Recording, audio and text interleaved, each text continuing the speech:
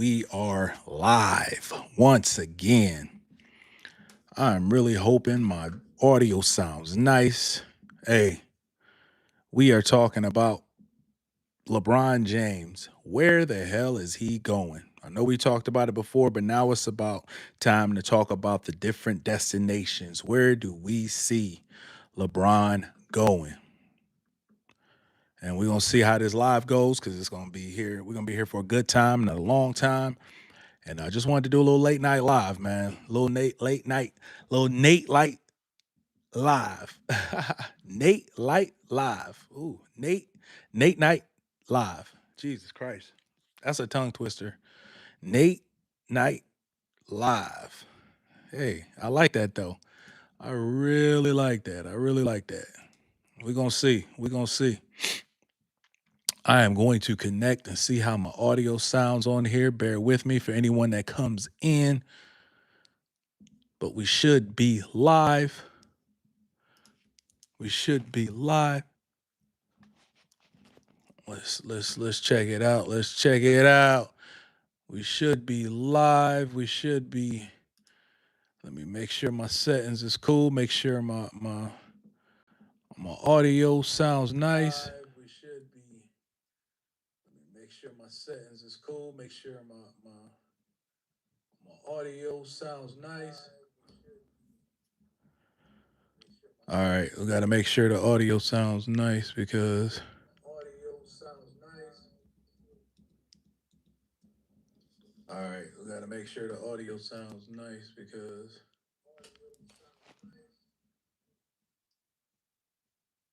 all right, we got to make sure the audio sounds nice because all right, let's make sure the audio sounds nice. We're going live right now. Yo, Big Naticus in the building. Big Naticus in the building. All right, let's make sure the audio sounds nice. Big Naticus right in the building. All right, we're gonna mute that. Big Naticus in the building. Let's see what we get tonight. Let's see what kind of crowd we get tonight. Anybody come in, let me know where you're from. Also, let me know how this audio sound, man. Let me know how this audio sound, because if it sounds crazy, I might have to just switch off and do like normal. Sometimes the audio can act up on YouTube Live. Just want to see. We going live tonight. We are going live tonight, and we talking about this whole LeBron James debacle, man, and what's going on with that. Uh, I know a lot of people are wanting them to come wherever they are. I believe. Let the media tell it. That's what's going on. Let the media tell it. That's what's going on. LeBron James is a hot commodity. I don't know how. I don't know why. 42 years old. Is he a hot commodity at 42 years old? I don't see how. I don't see why. I don't know what's going on. At least you just send is the first in the building in the chat. Let me know how my audio sounds. If my audio sounds crazy, I may just have to switch off of my microphone and might have to go uh, without the microphone. But sometimes I've been having some issues going live with YouTube here, and I do not want to have issues with YouTube going live. So, hey, we want to make sure we get the premium sound and quality tonight. And hey, do what we do. Do what we do, man. People come in here. Hey, thank you for the likes when y'all come in. Thank you for the likes where y'all tuning in from. Let me know where y'all tuning in from. I subbed and like. Yes, let's go. Let's go. Appreciate it. I appreciate it. But I know you sub, so make sure you go and watch the content because the content is the thing that's going to keep the channel growing, keep the channel, the engagement up. So as long as you going to watch, greatly appreciate it, man. Let me know how my audio sounds. Let me know how my audio sounds. Sometimes it'll be like it'll sound decent, but then it'll be a clicking sound. It'll be a little clicking sound. So if anybody hears some clicking sound in my audio, let me know. Let me know. Tonight we are talking about LeBron James and where the hell he is going. I just saw a clip just now. Kenny Atkinson, Summer League, talking to the people. All right, hey, let's go. Let's go. Let's go. Let's go. Appreciate it. Saw Kenny Atkinson talking to the announcers and basically said that there's this thing that's happening right now. So what's going on? What's going on? Yes, sir. What are we talking about today? LeBron? Yes, sir. We talking about LeBron today, man. We talking about LeBron. I've been meaning to get on here for a few days and just wanted to see where people think he's going. Uh, And also let me know how my audio sounds. If you hear a little clicking sound, let me know because I'll get off of this joint and we'll just go, hey, straight raw audio. But I want to definitely be able to use this footage later, clip it up a little bit because I know we're gonna have some hot takes tonight. I know some people are gonna say some good things in the comments, and I just want to keep it going, man. Just want to keep it going and want to make sure that the audio sounds nice, the mic sounds nice. So I need y'all to let me know. ARW. I think we've been talking a little bit. I know we've been talking. It says Eminem invited to the cookout. Yeah, Eminem invited to the cookout. Of course. Of course. We want to hear Eminem spit some bars. Yes, sir. Eminem. I'm a fan of Eminem's. I bump a couple. I'm gonna say a couple. I bump a few songs by Eminem. Now, being fully transparent, I'm not the one to listen to all of the songs that was out. That was okay. It's crisp. Okay. Let me know if you hear like a little clicking sound, a little like a little clipping sound. If you hear something like that, let me know. But yeah, Eminem is definitely invited to the cookout. I love the crazy thing. Hey, we talked about Eminem. Somebody brought in Eminem. Appreciate that. He was at the Jay-Z concert at Yankee Stadium, which was crazy, crazy, crazy. Wish I could have made it. They say they sold it out. Crazy atmosphere, crazy scene. Memphis Bleak came out. Alicia Keys. It's just a great thing for hip hop, man. 30 years, a reasonable doubt. You bring out Eminem with one of the livest verses ever with Renegade. You can't beat that, man. You can't beat that. Um, I'm actually working on a video with Eminem or collaboration about Eminem and how he kind of pays. I love the way that dude pays homage to. We can say whatever we want to say about Eminem, but he actually pays homage to all of the pioneers that came before him, and that's one thing I do like about Eminem. He definitely pays homage. He definitely pays homage, man. So, um, definitely love that about him. And I love the fact when he gets on a track with guys like, Jay Z, Busta Rhymes, uh, he basically brings it. He brings it, Not gonna lie, you looking mad younger without the glasses on. I am, dog. I am young. I ain't I know y'all see this wisdom down here, but I'm a young guy, man. I'm a young guy. I'm a young guy. I just, sometimes you got to put the glasses on and, just for that look, just for that. But let me know. Hey, you say I'm looking younger with the glasses on? I take that. I'm starting to not wear the glasses as much as I did before. So, hey, man, thanks. So, yeah, man, we're going to get into it, man. We're going to definitely get into it. I don't know why this sounds crazy in my ear. I might just take these out and hopefully hope that the audio just sounds great. Just hope that the audio sounds great because we're gonna take these off because it's not a reason for them to be on because I can't hear them in the mic. I can't hear the mic in them. So I was just trying to make sure that my audio sound good, man. So as long as my audio sound good, we good. And we can jump into it, man. You got LeBron James, man. We all know he left the Lakers. We all know, he let it be known that he left the Lakers. First question I do want to ask though is was it him or was it the Lakers that really started that whole process? Was it him or was it the Lakers that started that process? It's starting to come out, man. You're hearing people like Rick Bucher talk about it. He's basically saying that, hey, it wasn't a LeBron thing. It was the Lakers moving on actually because they weren't going to pay him that 52 million that he was making last year. And I'm sure that's not what he was looking for this year. But at the same time, man, I think it was time. I think it was time to let that era in, let that chapter in, let LeBron James move on to where I believe he's gonna go, and we'll talk about that. But just for him to move on, man, definitely send him on his way. Send him on his way, man. So right now, the teams that we were hearing a lot about Golden State. We were hearing a lot about Philadelphia now that Jaylen Brown is there. Crazy, man. Jaylen Brown in Philadelphia without LeBron. That's gonna be really intriguing, man. Like I said before, I believe that it all hinges on Joel Embiid. It all hinges on the health of Joel Embiid. Maxi's great. VJ Edgecombe's great. They signed Dean Wade. Making moves, and I think they only got 2 roster spots left. And I guess that's the spot that they're leaving just in case of LeBron James and the Bronny James makes that decision to go to Philadelphia. So we're gonna see. What we see in a couple. I want Brian back in Cleveland. I was hoping they was trading Mobley for Giannis last deadline, but now I'm hoping Kyrie can return to Cavs too with LeBron. Be a great storyline, chance for ring number 5. That would be a good chance for ring number 5. I do believe that he's going to need a lot more help than he had before, just because of the old age, and I don't think he can sustain being an older player now.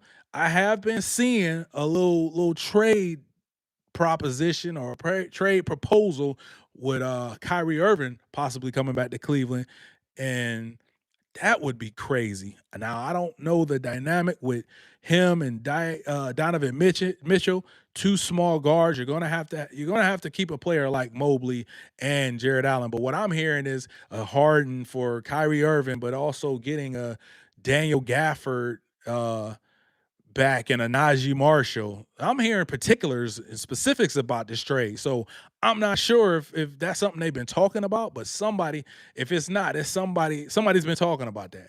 Somebody's definitely been talking about this trade, and somebody's definitely been talking about what's what this thing could look like from a player standpoint. Because I think it ended up sending Jared Allen and like Jared Allen to who was it, to Dallas? I can't remember, but like, and James Harden to the Heat, or maybe Jared Allen and James. I can't remember. It was some particulars to it, but I'm like, man, they getting really specific for this just to be something that someone threw up in the air. But we're gonna see. We're gonna see. That would be interesting, man. If you got a Kyrie Irving to come here, and like I say, Kyrie Irving with Donovan Mitchell, two small guys, not known for their defense. Even though Kyrie Irving gets a bad rap for his defense, the man plays hard on defense. He's just a slight guy. He can't do much on defense sometimes. So, but I don't think his defense is just bad. He just doesn't play it or whatever. But we've seen this guy do chase down blocks. We've seen this guy D up a Steph Curry sometimes. You know what I'm saying, in the finals or whatever. So when it counts, the dude can play some D. So, that would be crazy. Maybe that's what they're waiting on. Maybe that's what LeBron is waiting on. I look into all these storylines and these narratives that's out here, and a lot of people. It's like you got people on one side, you got people on the other side. You got Colin Cowherd or whatever saying that the Lakers moved on, and then you got him in the next sentence saying that, or the next segment, or whatever the next podcast, he'll say that all these teams are lining up for LeBron James. I don't know if that's happening. A 42-year guy, first of all, that's unprecedented, man. That LeBron James is still doing his thing this late in his career, 42 years old. I was just having a conversation. I almost want to say one of the people in here I was having a conversation with. I want to say ARW. Let me know if I'm tripping, but I could have sworn that was you in there that I was going. I was talking to I think yesterday on one of the posts, but. Uh, but I don't think this was you that was saying this. But you correct me if I'm wrong, and you let me give me some context or whatever. But there was somebody saying something about the him having the scoring record or whatever that basically speaks volumes to it speaks volumes, and they kind of left it open ended. But I'm saying, what does it speak volumes to? What does that speak volumes to? Does it speak volumes to the fact that LeBron James has been blessed with genetics? He's definitely trained hard, and he also he's been fortunate. He's been fortunate to not have a major injury. That's so crazy. You could go and God, the last 10 years and name a superstar that hasn't had a major, not even a major surgery, but a surgery, period. And that's the thing. LeBron James hasn't had a surgery, let alone a major surgery. So, um, yeah, LeBron James is just a specimen, man. I always tell my one dude that he's a test tube baby. He was created in a lab. I believe he was created in a lab. You say, been hearing AD may force a buyout with Washington and join Cleveland on a cheap deal too if LeBron signs back. That would be crazy too. The only thing with Anthony Davis, man, is the man cannot stay healthy. If you talk about Mr. Glass, that is the true Mr. Glass. Anthony Davis, hey, a healthy Anthony Davis, let's go. But Anthony Davis in general, he's Mr. Glass, man. He played a half with Dallas. Couldn't even. Now I know a lot of people, was giving Dallas and Nico Harrison flack for that trade, and I guess rightly so now. But imagine if AD stays healthy, uh, gives us what we saw in that half that he played with Dallas. Who knows what could happen? Kyrie Irving stays healthy. Who knows what happens with that team, man? Who knows what happens, man? AD is crazy. What if story? Yeah, AD is definitely a crazy what if story. AD is in the same breath I said Kyrie. Kyrie is a crazy what if story because Kyrie Irving, if he didn't get injured a few times throughout his career, we'd be talking about a whole different NBA right now and a whole different type of player when we talk about Kyrie. Kyrie Irving's legendary. He's legendary. Legendary handles. The dude is one of the purest scorers ever. One of the best finishers ever at 6'2". But there's a couple seasons where he got injured that could have changed the whole layout and landscape of the league. You mean telling me like 2015, if he doesn't get hurt, the Cavs win the NBA championship according to a lot of people, and in my opinion, I believe they win if he stays healthy. Yes, he does. He got a ball on the string all the time, man. Kyrie Irving is a I know people thought he was crazy when he said this, but he's an artist, man. The dude is a basketball genius, man. And I know it hasn't equated to too much, but a lot of it is due to injuries to that dude.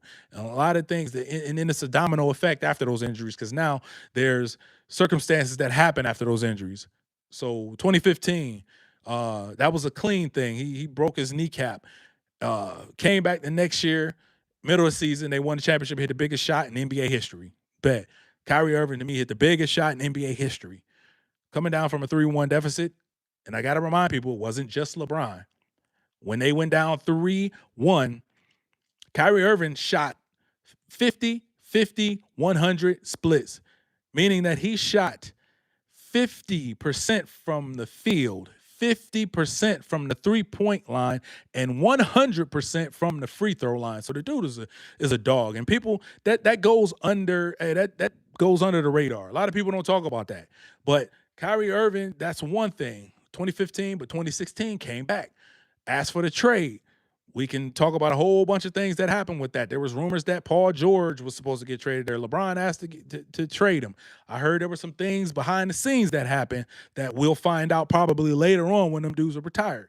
But the thing is, once he asked out for that trade, went to Boston, and I'm gonna talk about that too on the new channel that's coming out. By the way, I'm coming out with a long form channel. This is a shorts channel, a clips channel, where a lot of short content, little bite-sized content is out there for everyone to take on and listen to, comment on, engage on. But I'm gonna do a video where there's gonna be a lot of different NBA players that speak about certain things in the league. You know what I'm saying? So I'm going to kind of react to a lot of those things in a long form version where I can give more context, where it's not just a collab video or something like that. But okay, here we go. So 2017, when Kyrie Irving asked for a trade, traded to Boston.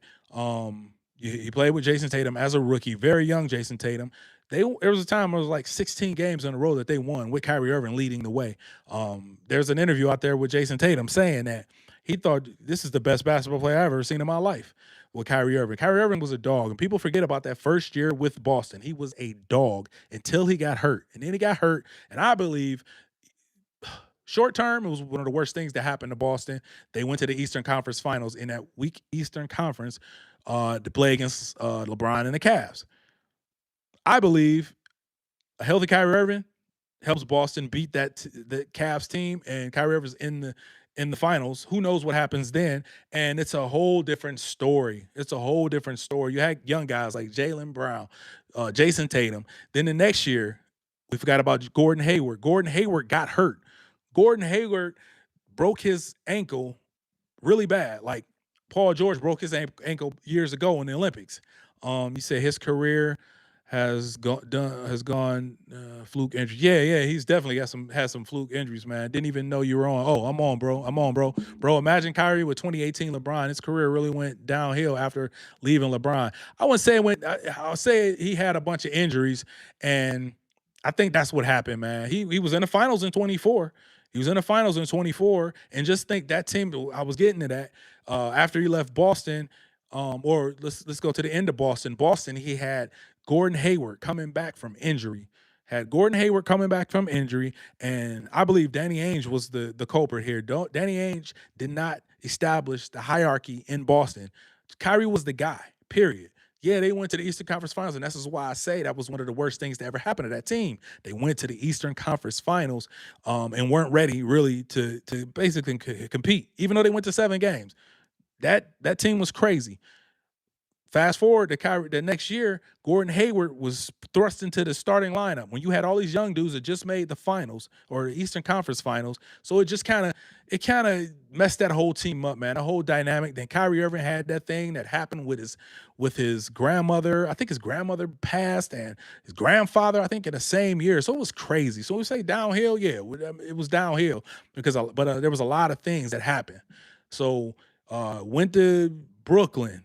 Those guys never played more than like 13 games together. I'm talking Durant, Kyrie, Harden.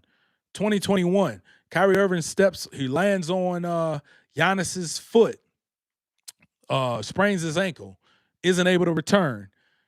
Kevin Durant helps them get that team to game 7. Kyrie Irving plays, that team wins the championship that year. Bottom line, 2021, Giannis and them don't win a championship. They win a championship because Kyrie Irving got hurt. Bottom line, point blank. This is exactly what happened. So they played the Atlanta Hawks in the Eastern Conference Finals, Milwaukee, and then they played Phoenix. Telling you, it's crazy. People need to watch LeBron's 2018 playoff run. How quickly forget it was absolutely absurd. One of the greatest playoff runs ever by a player in NBA history. It was. But that 2018 team, let me see, that was the year. Yeah, that was that next year.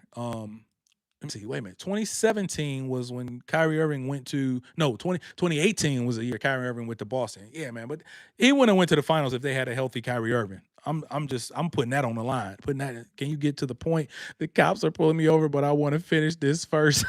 What? Oh my God. So look, basically, that's funny. Hopefully that ain't happening. Hopefully you just trolling. But crazy thing is Kyrie Irving got hurt with the Brooklyn Nets. That happened. Went to Dallas, helped stabilize that team with Luka Doncic.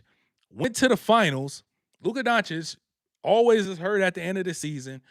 A lot of people try to say Kyrie Irving didn't play his best in that finals, but Kyrie Irving helped get that team to the finals. No Kyrie Irving, no finals for Dallas. So fast forward to now, I believe he's getting traded, and this is why I'm talking about this is because there's these rumors that Kyrie Irving may be traded to Cleveland in hopes of getting LeBron to Cleveland. So there we go. LeBron and son can kick rocks. Okay, that was cool. I'm about to pin that one.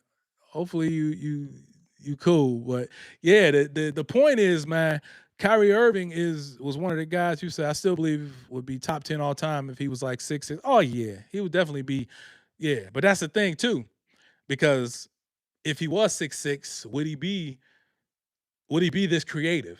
Just think, because of his size, he has to be this creative. He has to work on certain things. He wouldn't have worked on a lot of these things maybe if he was 6'6". So I don't know, man. I don't know. But needless to say, that's my favorite player. So there we go. But anyway, LeBron James, man. This is what the video is really about. LeBron James. LeBron James is the talk of the league right now after, the Giannis trade, after the Jalen Brown trade. I think now maybe, I don't know. We're going to see. But maybe a lot of teams are waiting on that domino to fall and see where LeBron James goes before free agents start to go different places. Golden State is another team that's talking about LeBron. Draymond Green opted out. Opted out of a big deal. I can't remember exactly what he'd been making. I want to say like 30 million. Somebody help me. Good point. He is so slippery in the air because he had to be. Exactly. Just ecstatic that Bron is no longer a Laker. Exactly, man. And we got to talk about that too, man. We got to talk about that too. And we're gonna talk. Hey, we're gonna keep it. Gonna keep it respectful and everything. But we're gonna talk about that too, man. And absolutely unsuccessful. Oh, no. But look, but look. I get it though. I get it though, because just think, man, like, Yeah, this isn't a 32-year-old LeBron. This is a 42-year-old LeBron. So at some point, you might want to be like, you know what? Let's take our franchise back. Now, who knows what's going to happen with that franchise with Luka Doncic? Um, because I don't believe Luka Doncic can stay healthy if he has the same mindset. I don't think he can stay healthy for a full year, a full season. With that bum ass organization. Oh, he said we are. Yeah, hey, I hear that. Hey, let's get these likes up, y'all. Let's get these likes up, y'all. A lot of people are coming in. They're coming in, coming out, or whatever. It might be because I was on my long diatribe about Kyrie Irving, but um, LeBron James, man, does this if he goes anywhere but Cleveland? I need to ask y'all this. ARW, listen here. If he goes to anywhere but Cleveland, if he goes to Miami and plays with Giannis and Bam, if he goes to Golden State to play with Steph Curry, who pretty much has won the same amount of finals as he's won during the same era. If he goes to Philly with a makeshift team that's already set up, ready to go, instead of Cleveland, does this affect his legacy? Does this affect his legacy? I'll tell you, me personally, I believe anywhere but Cleveland hurts his legacy. Anywhere but Cleveland hurts his legacy because it's like, all right, it's a full circle moment. You're coming back home.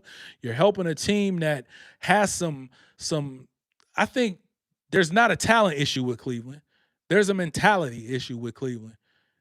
I'll say that again. There is not a talent issue with Cleveland. There's a mentality. There's a mentality issue with the Cleveland Cavaliers. So I think someone like LeBron can definitely help out with that. I believe he can definitely help out with that. It's a mentality issue for these Cavaliers. Starting with the coach, because what are you talking about? The coach is talking about analytically. I don't know what he was talking about, but it's something that basically to the point of analytically they won those games against the Knicks. And I'm like, come on, dog. Hey, you lost the games, period. You had a 21 point lead in the fourth quarter and you blew it. So we don't need to sugarcoat anything. I understand. I guess I understand what he was doing, but I want to know from my coach that, hey, we got a plan. We got a strategy going forward, man. I think his only tarnish is that he didn't mature until after Boston. You talking about Kyrie? Yeah, man. A lot of things happen, man. Detroit, what up, though? Go Pistons and Lions. Yes, sir. Yes, sir. Yes, sir. Too bad we had to take y'all out in the what was it, the semis, Eastern Conference semis, but Boston on the rise, man. But this Jalen Duren thing, I don't know about that. I don't know what's going on with that. Let me know where y'all tuning in from, man. Somebody said go Pistons and Lions, so that's telling me they're from Detroit. Let me know where y'all tuning in from, man. Would definitely love to hear it. Shout you out, shout your city out. Um, Get these likes up. Let's go. Let's go. Brian needs to hurry so Kaminga can decide. That's what I'm saying. It's like a domino effect. I hear the Cavs were interested in Kaminga. I heard the Lakers were interested in Kaminga. So let's see. Let's see what happens, man. Then we hear Brian Windhurst this week basically saying that he's heard from a super reliable source that it's already a done deal. LeBron James signing with someone else. He said it's a done deal, but he said he heard it from a good source that that deal is done with someone other than the Cavs. I believe that that kind of screws up his legacy, man, because I'm like, the only right place to go is Cleveland. If anybody can give me a reason for him to go anywhere else but Cleveland at 42 years old, and like I say, he's not 32, so the guy's coming from a he can still got some game left. He's still got uh physically, he's still got some things that he can contribute to this team. A lot of times where like the turnovers was pissing me off with the Cavs. Turnovers was really pissing me off with the Cavs, and I talked about it multiple times on the channel. But LeBron James could help them minimize that. He could definitely help them minimize that. Just his presence could help them minimize that. So that's what I would be looking forward to. Him coming to the Cavs. I think he brings an aura to the Cavs. He brings some attention to the Cavs, of course. So when I say attention, that means maybe they'll get a couple free agents that are some good shooters or something like that, just based on the fact that LeBron James is coming back. So they know that. there's going to be a situation where this dude is going to see him, going to find him. He's still one of the best passers we've seen. So would he go to the Spurs? Ooh, I've heard that. I've actually heard that. I've actually heard that he could go to the Spurs. I mean, it was thrown out there. I haven't heard any concrete rumors or anything like that. I actually posted on the channel that I believe the perfect fit for Kyrie Irving would be with the Spurs. You replace him with De'Aaron Fox and whatever other particulars you have to do. I believe that Kyrie Irving is a perfect fit for the Spurs. Yeah, he's 34, but he's not 42. You know what I mean? He's somebody that could go in there for De'Aaron Fox.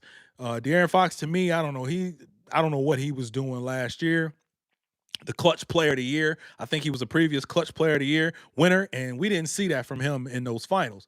I believe somebody like a Kyrie Irving, you see that. And then Kyrie Irving doesn't have to do everything for you because they have guys like Wemby, Dylan Harper, who's going to be nice, Castle, Vassell. You got all these players, man. And then they didn't even give Harrison Barner I guess, a way to be the veteran on that team. I don't know what he did on the bench, but on the court, he didn't contribute like that. He wasn't even given a chance to contribute. So I don't know. I think Kyrie Irving, man, those young guys would love to had him on that team. And I said this before in a previous video, but I think that would be a perfect fit for them. Perfect fit. But we'll see. We'll see. But yeah, LeBron James, man, he's definitely holding up free agency. So we got to give him his props for this fact alone. A 42-year-old has never held up free agency. He's never. Isn't Irving still hurt? No, no. Irving actually could have played last year. They held him out. They held him out all last year. You didn't see that video? There was a video that went pretty viral with him at the camp for the top 100 high school players, and it was like, "Can you guard Kyrie?" That's basically what it was, and he was putting on a show. He was putting on a show, man. Kyrie Irving was doing his thing, so he looks like himself. He definitely looks like himself. Got a little extra time. I'm sure he's working hard on the return. I don't believe he's playing with Dallas this year. A lot of people say, me and my son argue about it all the time, but I don't believe he's playing with the Mavericks this year. And if he does, he's going to be traded by the deadline. I believe that would be a good gesture to him to get him out of Dallas, because come on, man, you're 34 years old and you're playing with a good young player in Cooper Flag, but he's 19 years old. Did not see that vid. I'm 57. I'm behind on social media. Oh no, that's cool. That's cool. But yeah, look up Kyrie Irving top 100 camp or something like that. It was crazy. But yeah, Kyrie Irving is definitely back. You say like LeBron been all over this summer, concerts here, there, everywhere, but dude, stop holding up free agency. Right. And that's crazy though that at 42, this man is holding up free agency. You said LeBron doing the most with popping up everywhere all summer, like he is holding teams up from building his roster.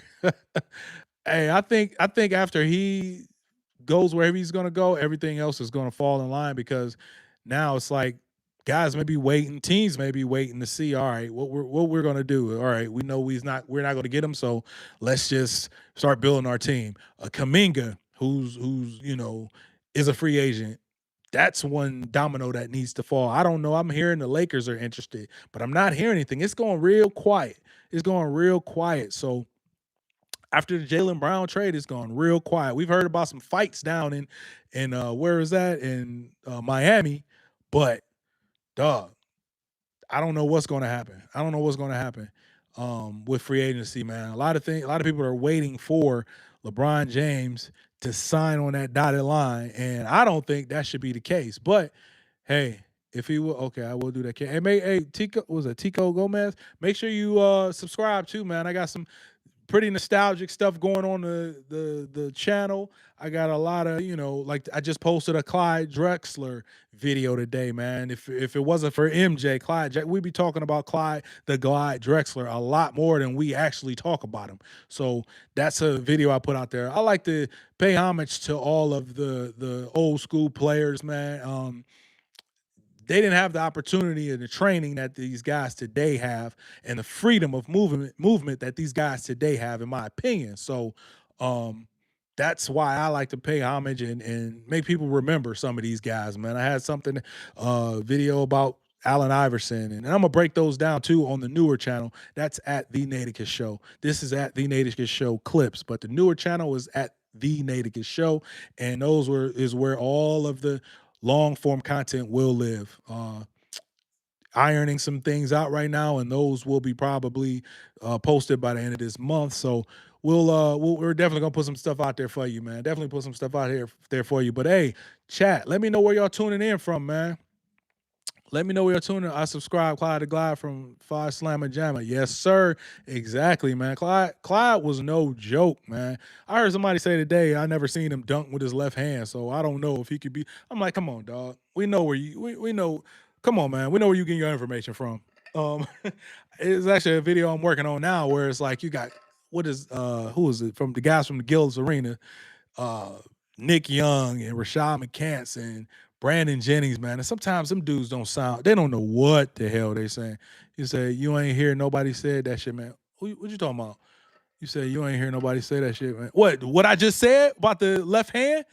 You talking about that? Dog, I can show you the comment. Tell me what you talking about. What was that Hezzy Farrell? What you talking about? What I just said about they never seen Clyde slam with his left hand? Dog, I was like, come on, man. That junk looked crazy to me. I mean, it's like, come on, what are you talking about? What are you talking about? But hold up. Let me take a little swig, y'all. Let me take a little swig.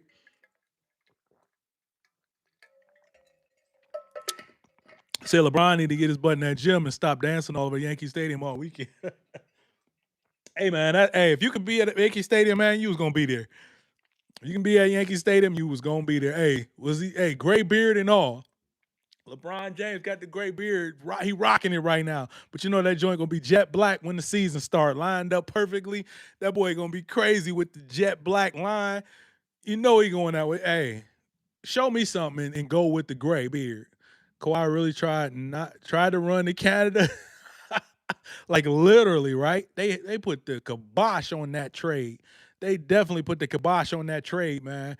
Um, yeah, that they put a whole little stoppage on that. Now I know this is the age of trolling and people trying to stop so many things, or trying to start so many rumors and put it on the internet. I saw something too that Paul George might have been involved in that. I don't know. Man, I had to teach my nephews about the human highlight. Yes, Dominique. I gotta do one on Dominique, man. Thank you for reminding me that. You said I'm just talking smack. Yeah, but yeah, that Dominique, man, come on, man. Dominique was a dog. He's another one, man. He said LeBron on BS. Yeah, man. He on some BS right now, but it's so crazy that he's holding up. He's the dude that's holding up free agency. And I think, hey, these guys in the NBA got egos, and I believe that's part of his ego talking. I really believe that. That's part of his ego talking. Uh Him holding everything up. Yeah, I still got it. I'm 42. And that's the thing, man. This dude has been the top of the top, you know what I'm saying, for his whole career. So, hey, can we blame him? Oh, okay. I'm from Cleveland, so I've been putting up with LeBron theatricals for 23 years. You say, nah, Brian shit, ego different. Yeah, that nah, Brian shit. You said, nah, Brian shit, ego different. That hey, but that's a hell of an ego.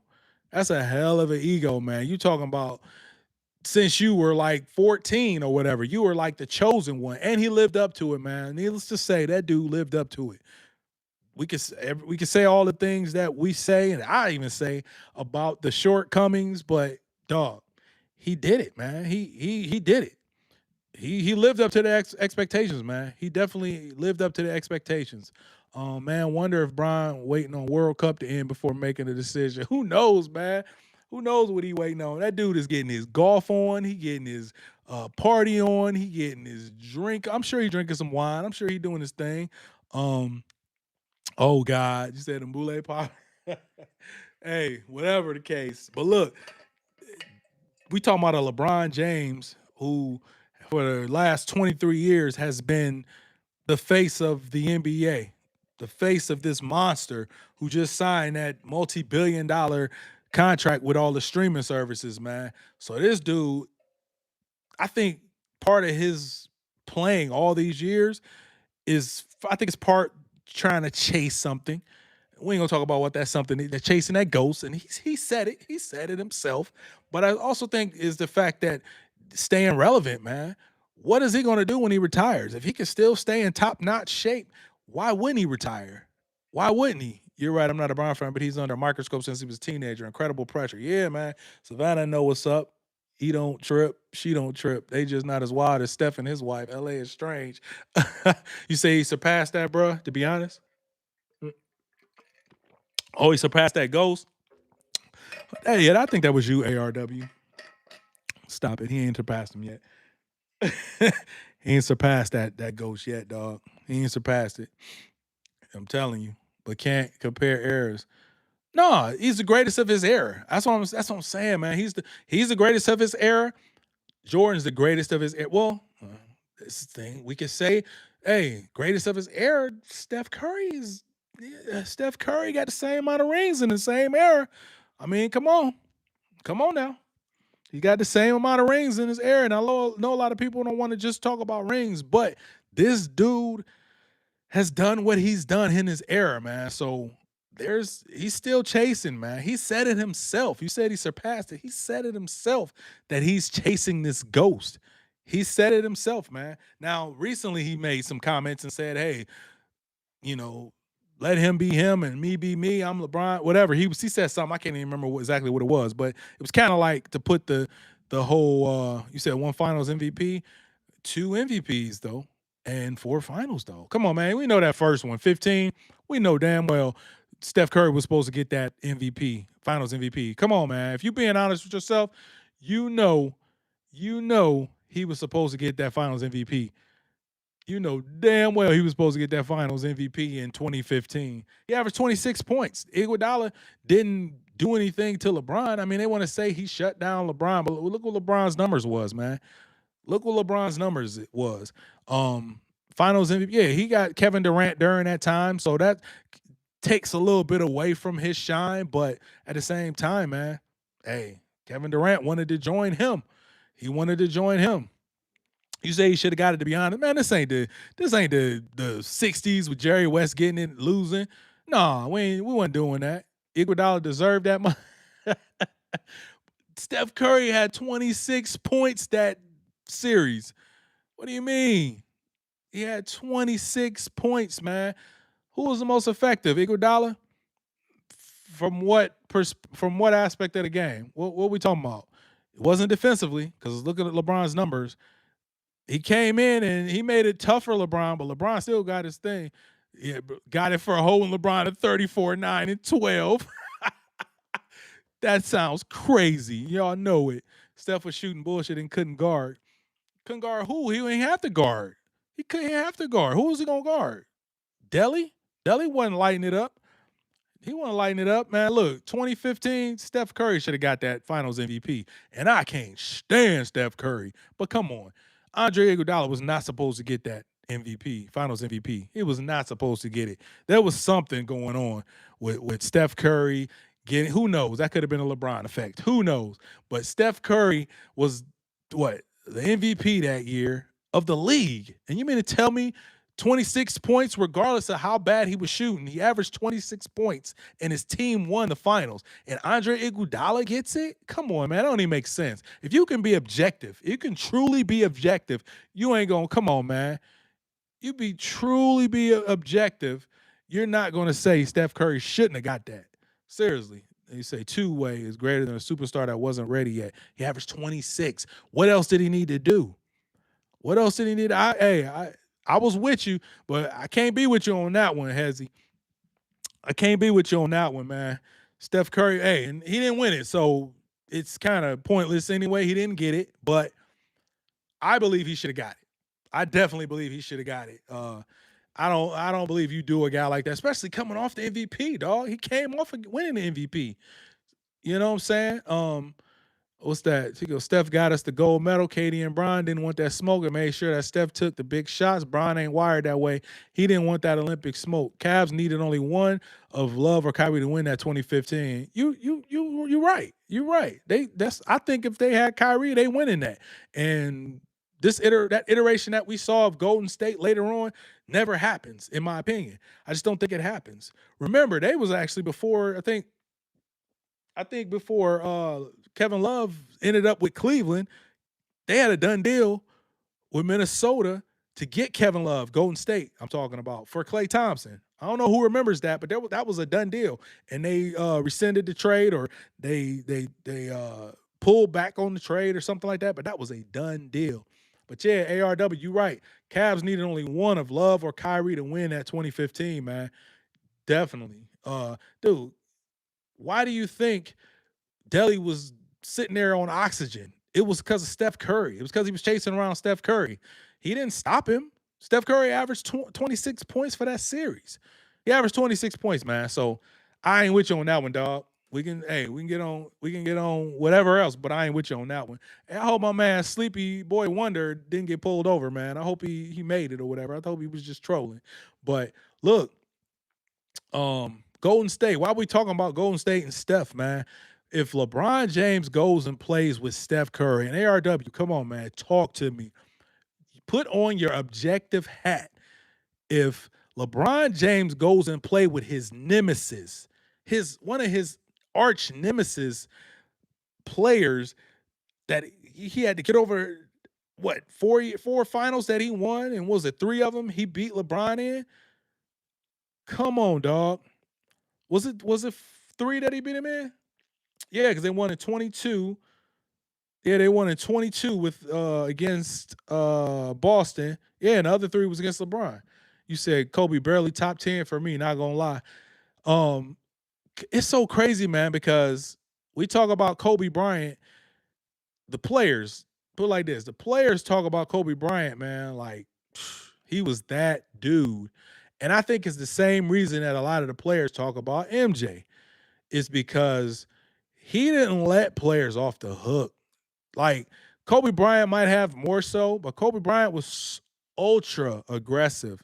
He was ultra aggressive. He was one of them dudes that you had to get sleep the night before. It was just like MJ. That's what a lot of them players, former players, talk about when they went up against MJ, they had to get rest. He was not letting you off the hook. A lot of people say, "Oh, he couldn't shoot threes." He didn't want to shoot threes. He didn't. It wasn't the game back then, and he felt like I would take away from his game. But we seen him hit 6 threes in the finals. We seen him hit 6, 7 threes against who was that?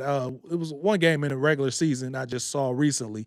But if you if you got all these NBA players saying how they feared, or I won't say feared, but it was like, oh damn, I'm going up against Jordan tomorrow. I'm going up against Jordan. I'm going up against NJ. I'm going up against Kobe. This fool is going to go at me, so I got to get rest. The fact that he was going to go at you is, I think, where a lot of these players put them above everybody else.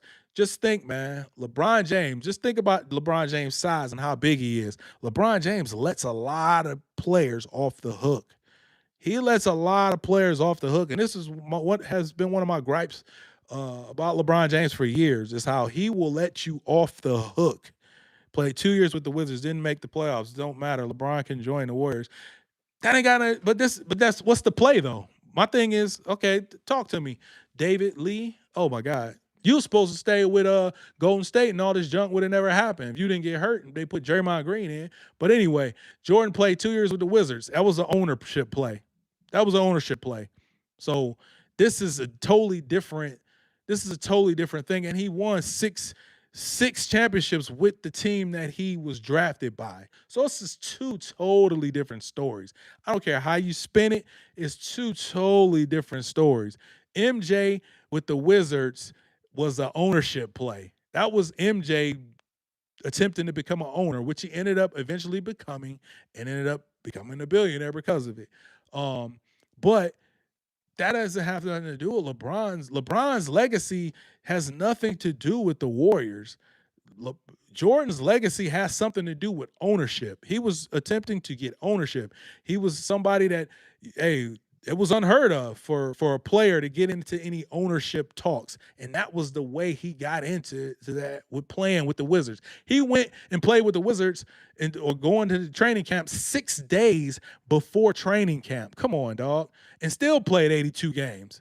He still played 82 games. So no, that's exactly what happened, dog. That's not a mask. That's not a mask because he went there to be the owner, to get into the ownership, and they got pissed off at him. Basically, that's basically what happened.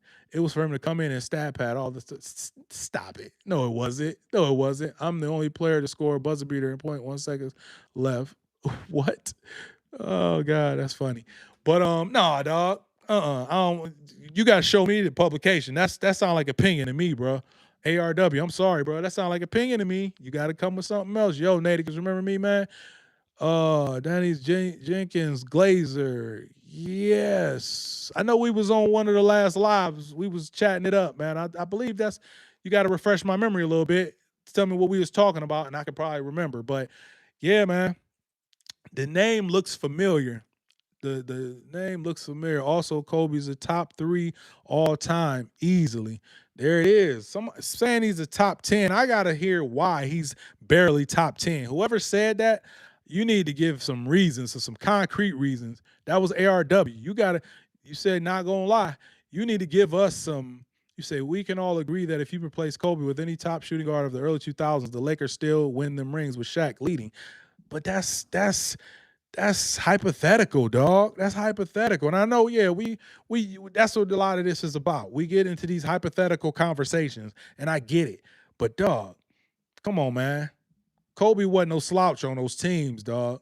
Kobe was not no slouch on that team. Come on now. Now, who's this? Hyphy Samurai. LBJ lost against Steph, Golden State more times than he won. So it isn't a good look to join the Warriors. Facts. Facts. I'm sorry. Hurts' legacy. It is like KD joining the Warriors to get his ships because of Curry. Facts, man. LeBron cannot go to the Warriors, man. I'm sorry. And he won't. I don't believe he will at all. He can't go to the Warriors. My top 5 goes like this: Jordan, Bron, Kobe, Curry, Tim Duncan. Solid list. Solid list. I believe Curry's a little too high, but I'm not mad at it. I'm not mad at it. He did his thing, but I think it's a little bit of a recency bias. I think it's, prisoner of the moment, what we saw the last 5, 10 years or whatever from Steph Curry. I get it. But the freedom of movement era is basically with Golden State and Steph Curry and them leading the charge. Steph Curry and the Golden State Warriors leading the charge. There was, what was that, like 2015, 2016 when that really jumped off. I had a bunch of tapes set aside. I gotta find those. Bunch of videos set aside where they were allowing Draymond Green to set so many illegal screens for Steph Curry. It was ridiculous. It was ridiculous, man. I think Curry is the best point guard of all time for sure. He changed the game. I just don't think it's because of the point guard position. Yeah, he's listed as a point guard, but I don't. It's now we say point guard. Now we're changing the definition of a point guard because Steph Curry is not a traditional point guard. So that's what I'm saying. You're going to get into these semantics. You're going to get into these conversations with people who aren't going to agree with you because point guard position, and like I say, recency bias is a mother. We done seen Steph Curry in the last few years do what he did, but at the same time, he's not a point guard. He's not the guy that sets up the offense. That's what a point guard traditionally does. So if we're changing the definition of point guard, then yeah, I got you. But I don't believe we can change the definition of point guard. If we're talking about pure point guard and what point guard position means, Steph Curry is not that. He's more of an Allen Iverson to me. He's an Allen Iverson on steroids to me because he does so much with the ball. He scores so many points with the ball. Yeah, he's getting some assists because of that free motion, that motion offense that he's playing in. A lot of movement, but he's not setting up the offense. When you talk about point guards and we want to get really into the root of what the point guard is, and I'm gonna catch up with this chat because I see it going crazy. And make sure y'all, hey, make sure y'all get those likes up because we going right now. Make sure y'all get those likes up. Helps out the channel. Definitely get those likes up. Let me know where you're tuning in from. I'm gonna get up on these. What's the names, dog? I'm definitely gonna get up on these. Let's see. Good note, not a good look for him. LeBron, Jordan, and Kareem are locked in at 3 of all time. Okay. But you got to change that order, ARW. You got to change the order. I'm sorry. Got to change the order. I think Curry's the best scorer of all time for sure. He changed the game. Okay, the only reason he would go to the Warriors is because of Zariah. Oh, she go to a good school on Cali, and she play volleyball. All right, Shaq is my number 6 slot. Shaq, Tim Duncan, Magic, Bird are 4 through 7. Bird is a dog too, man. People, we forget about these players, and that's why I say I gotta like I try to keep that, pay homage to the older players in the older eras because dog, them was some dogs, man. I don't care what we say about how they play, what the game was then, what the game is now. The game is the way it is now because they wanted to make the game more attractive to fans. Period. When it became all about defense, it wasn't a fun thing to watch. Simple as that. Simple as that. So what do? We relax up on the defense. We up the scoring. We could put lax rules on foul calls, and now we got guys scoring a lot of points. Let me see, Lakers fan here. Appreciate the championship he brought to the franchise, but man, am I glad he's off this team. He's such a center of attention. All eyes on me at all times. He's a drama case, and I hear that a lot, man. Shaq is the most dominant player of all time for sure. I feel like after that 2022 run, Steph Curry's energy ran out. That was his last gas in the tank, kind of. Steph Curry can't stay healthy. Steph has nowhere near AI's usage. No, no, definitely. AI was control of the ball, everything. I'm saying he's a shooting guard. When I'm saying that, I'm saying he's a shooting guard. He's not a point guard. He's not a point guard. Tuning in from Seattle. Yes, sir. Appreciate it. Appreciate the like. Appreciate the like. Tuning in from Seattle, man. I hear Seattle a beautiful place to visit, man. I need to get there. I need to definitely get there. AI never won anything. They ain't got nothing to do with it. We talking about they ain't got nothing to do with it. I know we want to talk about, AI was a dog. He's a legend. He was the culture at a certain point in time. A lot of players give him his props. Yeah, he didn't win anything. Look at the squads he had. Come on now. AI never won anything, though he may be the best shifty guard of all time, but he couldn't do everything that Curry can do. Facts. He couldn't shoot the way Curry shoots. Um, but AI was one of those dudes that had to have the ball in his hand. He rarely moves without the ball. And when he did, that's when they had Eric Snow at point guard. The game is played so much differently now with a lot of these, like I say, a lot of these screens, a lot of these pin downs, a lot of these to get these players open for these threes. And yeah, Steph Curry also is a master at the even though we don't see him shoot it that much, the mid range. I've seen him hit some freaking floaters from like 15 feet out. So we've seen that. We ain't never seen anybody hit that left-handed hook though, like Kyrie did on Jokic though. But yeah, I digress on Kyrie Irving. But did you see who AI had as teammates? Exactly. AI had some man, some craziness as teammates, y'all. I love AI. I got a card signed by him. Oh, that's crazy. He can do it all, whatever you need. He's not even bad at defense. No, he's bad at defense, bro. I'm sorry, he's bad at defense. Had nothing compared to Clay, Draymond, and Kevin effing Durant. Definitely, AI didn't have none of that. AI is a legend. Steph Curry is a legend. He changed the game, definitely. But I don't see Steph Curry as a point guard. Sorry, I don't see him as a point guard. He had Dikembe Mutombo. That's all. Only thing that Dikembe Mutombo did was play defense, dog. That's it. That's it. Now they had that back end. That back end was protected by ooh, was protected by Dikembe Mutombo, but that was it. That was it. Steph and AI, same style, shooters and scorers. Mutombo was like 50 years old at the time. He was older. He was up there. Yeah, and rest in peace, Dikembe. No, they ain't. Steph Curry's got 4,300 threes. So that's the thing, man. We're gonna talk about that too. AI always had the ball and sometimes shot the three, but not often. There's so many times that we see Steph Curry. Yeah, he shoots some threes on people, but he gets a lot of open threes because of a lot of the movement, freedom of movement, man. Guys aren't allowed to go through and fight through screens the way they could back when. We gotta start being honest and adding context to these conversations too, because that's the difference. When you had a Reggie Miller playing, who I believe if he played in his era, that would be the greatest shooter that we've ever seen, and I will stand 10 toes down on that one. Reggie Miller in the era, the physical era that he played in, guys were able to fight through and push through screens.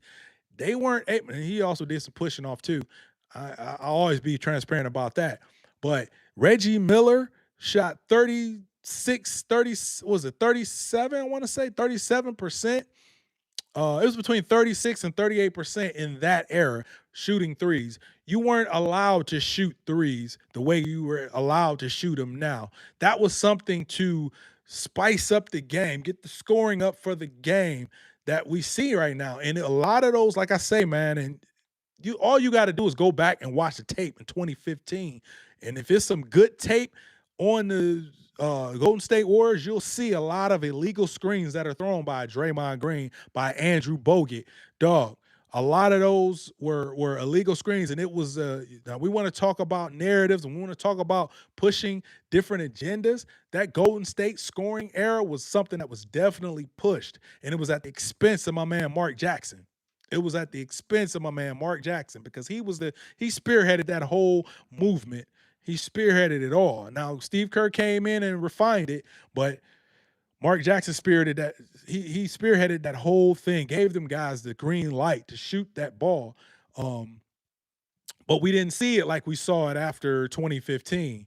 So, look, man, a guy like a Reggie Miller, oh my God, a guy like a Reggie Miller playing in this era, come on, man, he'd be right there with Steph. And Steph, hey, Steph's one of his idols, one of his influences is Reggie Miller. Now, Reggie Miller is going to always be humble and say he's the greatest shooters he's ever seen. But come on, man, if you watched Reggie Miller play, if you honestly watched Reggie Miller play and you're truly objective, Reggie Miller was a beast shooting that ball. And I'm talking about the shots he was taking back then was like, I'm talking about he was running straight to the 3-point line and shooting the ball. If we saw those 8.8 seconds, those 8 points he scored in like what 5 seconds against the Knicks, he was running right back to the 3-pointer, turning around on a dime and shooting that three. You don't see a lot of players shooting that shot in this day and age. You don't see it.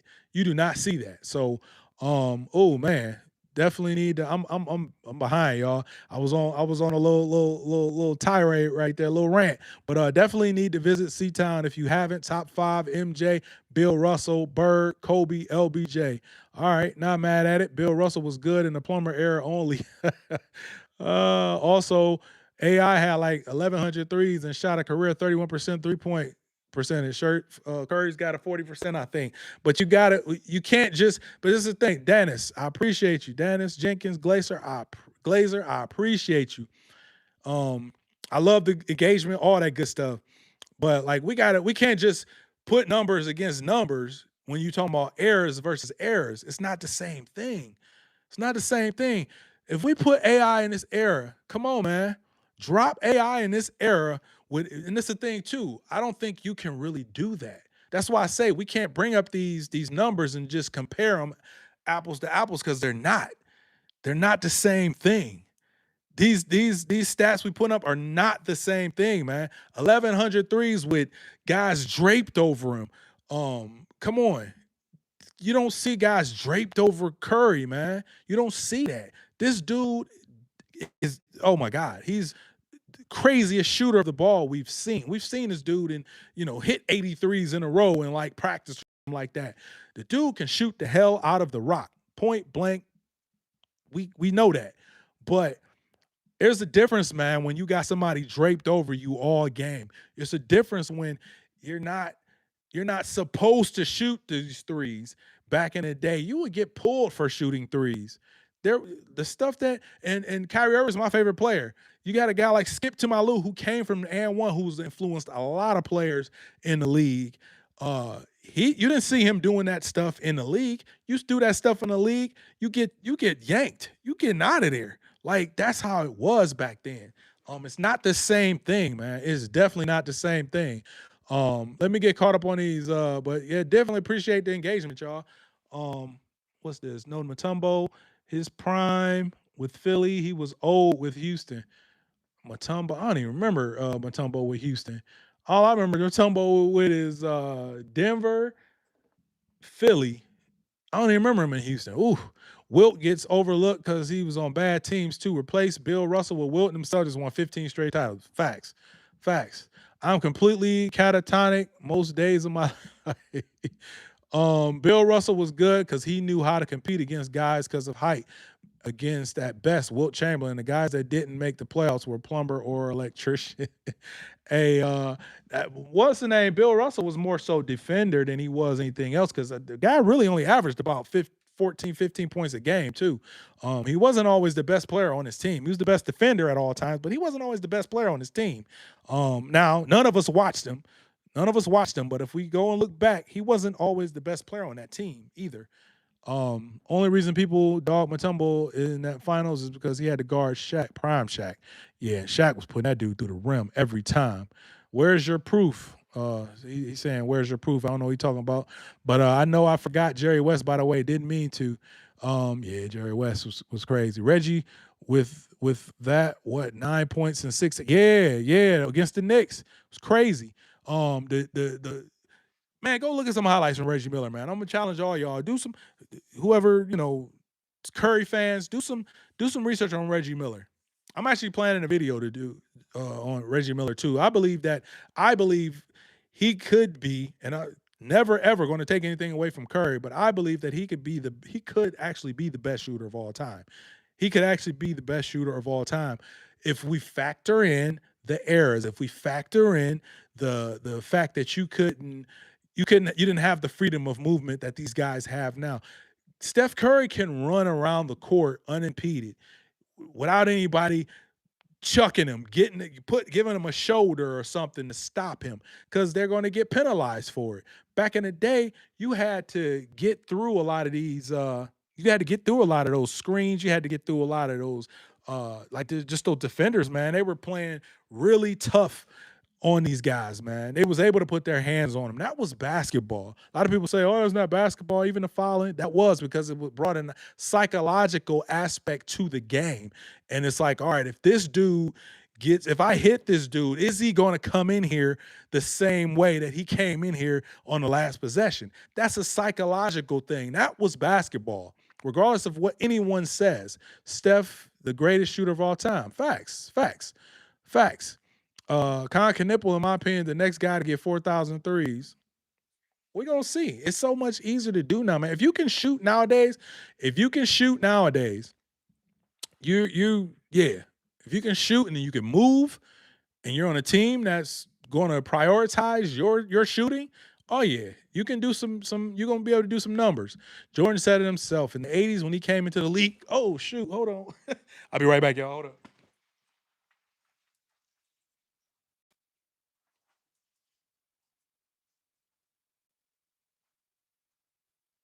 Yeah. Coming right back. Whew. I had a little slippage right there. I had a little slippage. But look, hold up. Jordan said himself in the 80s when he came into the league, he was facing coked up players and he still couldn't win. Not until the 80s superstars got old. Then he had his 90s super team and won six. I don't believe he had a real super team, man. I know we hear that, but I don't think I don't think he had a real super team. I'm sorry. He had some great role players on his team, but a super team, nah. I don't I don't agree with that, but that's me. Reggie was good, but he shouldn't have made top 75. No way. Ray and Clay were better shooters. Come on, man. I get it. I get it, but man, please go watch some Reggie tape and see the difficulty of those threes that he was making. Please go watch that, man. Please go watch it. Clay scored 37 points and one Curry. Curry's still a better shooter. Yeah, yeah. And just think he didn't have to dribble the ball. That's what I'm saying, man. You don't have to dribble the ball. That means you were able to get free easily. That's not happening back when. I'm sorry, it's not happening back when. The rules have changed. Period, point blank, man. They were it's the way it was, man. It's the way it is. It's the way it was and it's the way it is. The 80s superstars were old and washed by the 90s, so the Bulls could have their super team and win championships against teams with one, maybe two stars. Oh my God. So much recency bias, man. This is what the league is what it was what it was then. There was, like you said, one, maybe two stars. That's what it was then. Free agency really changed the game going forward where guys had that freedom to go different places. That's why I say we can't compare these eras because the eras are different. Too many circumstances shaped the way the league was then. It's too many factors, man. It's not, like I said, it's not apples to apples, dog. It's apples to oranges. When we're talking about the 80s and 90s until now, it's so different, man. Just think in the early 2000s, they were trying to replace, they were trying to find their replacement for Michael Jordan. That was really what the problem was. And you had a lot of guys trying to do what he did, and they just couldn't do it. So we had to, as a league with numbers going down big time. And you had guys like Grant Hill who got hurt and couldn't stay healthy, who was looked at as one of the next guys. Tracy McGrady, who cannot stay healthy. Those guys that hurt the league because the stars weren't what they were. Kobe Bryant was this young dude playing with Shaq. Shaq came in, took the league by storm. A lot of big men were still in that era. That was the big man era. It was so different, man. MJ is great and the greatest of all time because he changed the way people built teams. The team building is different because of MJ. No one was taking shooting guards at the beginning of the draft. No, they were taking big men. It was all about the big man. The game was inside out. Now it's outside in. Analytics guys took over that, and we got to start doing our research and getting context on the way the game has changed and why it changed. It wasn't because players just all of a sudden got better. No, it was because of these analytics guys came into the picture, and they said, "Look, we got to get coupled with the NBA, and we got to get the scoring up. We got to make the game more attractive, more fun to watch." And now I believe, and this is my opinion, I believe that the game, only for a few teams, it's fun to watch, but for a lot of teams, most teams, it's not a fun game to watch. It's really not. You only got the upper echelon teams that are really fun to watch, man. Like I got rid of my NBA league pass because it was just not enough teams around the league to really play. All the good teams are playing on all the stations, and it's like, well, I'm not going unless I just got a favorite player. Like for Kyrie, I would get it because he was in Boston, he was in, and I'm in Ohio, so I can't watch it. That's when I would get it, but I wouldn't even get it now because it's like it's not enough good basketball being played in this league. And if you're objective and if you actually know and watch the game, you know that the game is not what it used to be. It's not a better product. I'm sorry. And I don't mean to be the guy to I don't mean to be the guy to be like that. And y'all can call me Unc or whatever, but man. And okay, 90s expansion era. Let's talk about that. Where do you think these expansion players came from? You think they just got them off the street? I just need to know that because some people don't know.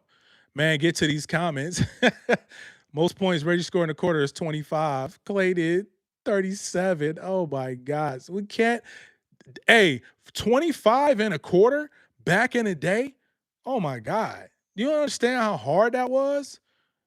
You understand how hard that was? Man. Yes, Reggie Miller was the reason that it took the Knicks forever to win a championship. They needed Reggie Miller to retire in order to win that championship. 72-10, but not a super team, bro. Come on now. I mean, it's a super okay because of the 72 and 10. So was the 73 and 9 team a super team? Y'all, they didn't win it. They didn't win it. They didn't win it. Hey, my man MJ, and I'll tell you this. Reggie Miller, when I'm talking about Reggie Miller, I was rooting for Reggie Miller against MJ. Barkley and the Suns, I was rooting for them against MJ. Now, I wasn't rooting for Utah, nothing like that. I wasn't rooting for I was rooting for Gary Payton and Sean Kemp against the Bulls. I was rooting for the Lakers because I was still, riding off the hey, Magic Johnson. He was that guy. I wanted them to beat them Bulls. I don't want the Bulls to make it. They was beating the Cavs. They was in the Cavs conference. So I wasn't rooting for them guys. But I say all that to say I was rooting against this guy, but I know what I saw, dog. I know what I saw. And let me see. The most. Let me see. Kevin Love got 30 points, in a quarter. Come on, man. Kevin Love. Come on, man. Come on, man. Where did these expansion players come from? I need to know. I don't like your opinions. Hey, that's cool, man. They opinions. Everybody got one, right? Everybody got one. It ain't even opinions, man. I've watched the game, dog. I don't know if you're talking to me, but I watched the game, dog. 73-9 was definitely a super team. It, it's a super team, but they didn't win it. So Bulls are a super team at 72-10. The Warriors are a super team at 73-9. You know, 73-9 didn't have well, you know that. You know that. Three All-Stars. So it was three All-Stars. It was Clay, Steph, and Draymond. And yeah, on the one team. Okay. They didn't win a championship, though. We're not going to remember that team. They lost to your king, right? They lost to your king. So super team, they fell short of being a super team. This is the problem. Super team, you got to win it. You got to win it. MJ was the yeah, they okay, we can say that. We can say that. That's a super team. She said that's not a super team. They came up against the GOAT. That's why they lost. Hey, I guess so. I guess so. They came up against the GOAT. Y'all, man, y'all be tripping, man. The logic don't be adding up sometimes, man. Seriously.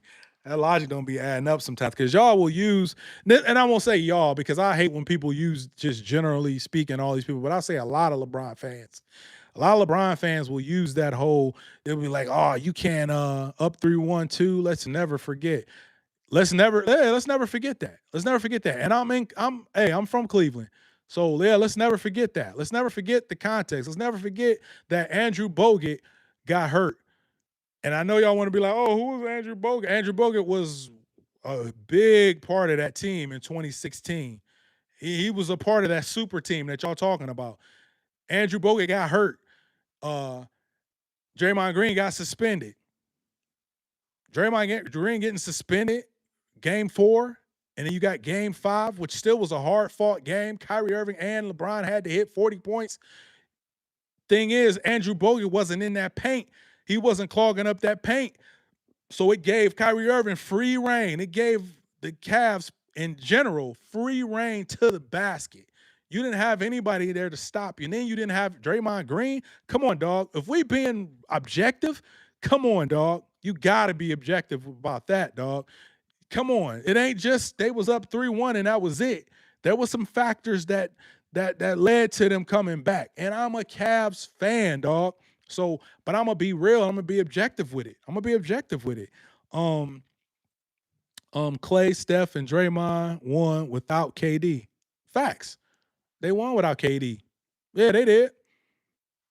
They won without KD. But then when they played a Cavs team that was at full strength, they saw like, hey, and it ain't even about, they could have ran it back. But it wasn't even about that. It was about the confidence now that the Cavs had. You came back, regardless of anything I just said, the factors that led to them coming back from a 3-1 deficit, which is a great feat, dog. Don't get it twisted. Great feat. I was there for it. I was, hey, cheering right along, dog. Wearing my Kyrie jersey, hey, cheering right along. But let's not get it twisted, man.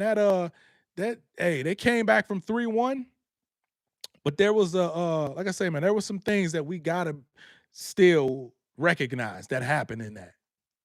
We gotta recognize that. Um, and they could have ran it back. That's what I was gonna say. They could have ran it back, but like I said, the confidence level, the momentum, everything that the Cavs had, you got to get somebody like a KD. And KD was ripe for the taking because he didn't want to play with Russell Westbrook. And that's according to reports. So make sure to hold them Bulls championships to the same standards, bro. Chicago was playing injured teams too. People don't even know that. What do you mean to the same? Are you talking about like the no, hey, the Warriors did too. Warriors was playing, so I'm holding everybody to it. But what stars was the Bulls not playing against? What stars weren't they playing against? Prime Jeremy Lin was better than Prime Reggie. Stop it. Stop it. Please stop it. I can't even, man. Come on now. You got to stop it with that one. Prime Jeremy Lin was for what, 20 games? Come on, dog. Prime Jeremy Lin was for 20 games. And once they showed that, once the Miami Heat showed that, oh, all you got to do is pressure the ball with him. Come on, dog. Come on, dog. Now when we talk about narratives and agendas too. Come on, dog. I think that was an international play too, because all of a sudden this dude just fell off. Like I said, the Miami Heat put that pressure on him and showed everyone, oh, all you gotta do is pressure him. It's a wrap. It's a wrap. And what happened? You didn't hear nothing from Jeremy Lin no more. Come on, man. So I am holding everybody to those same standards, because Golden State, there was a lot of years. This is what I'm saying. We talk about super teams.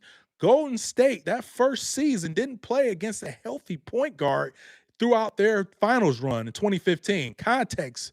I'm gonna add the context. I'm gonna add the context.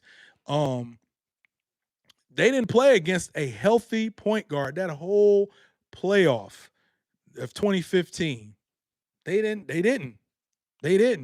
Go back. Go back and look. And I can't remember exactly off the top of my like right now, but every single series, I think Mike Conley was hurt or something.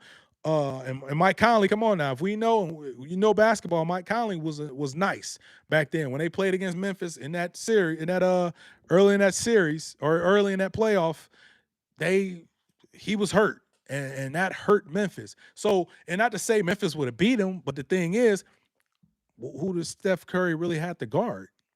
Who did he have to guard?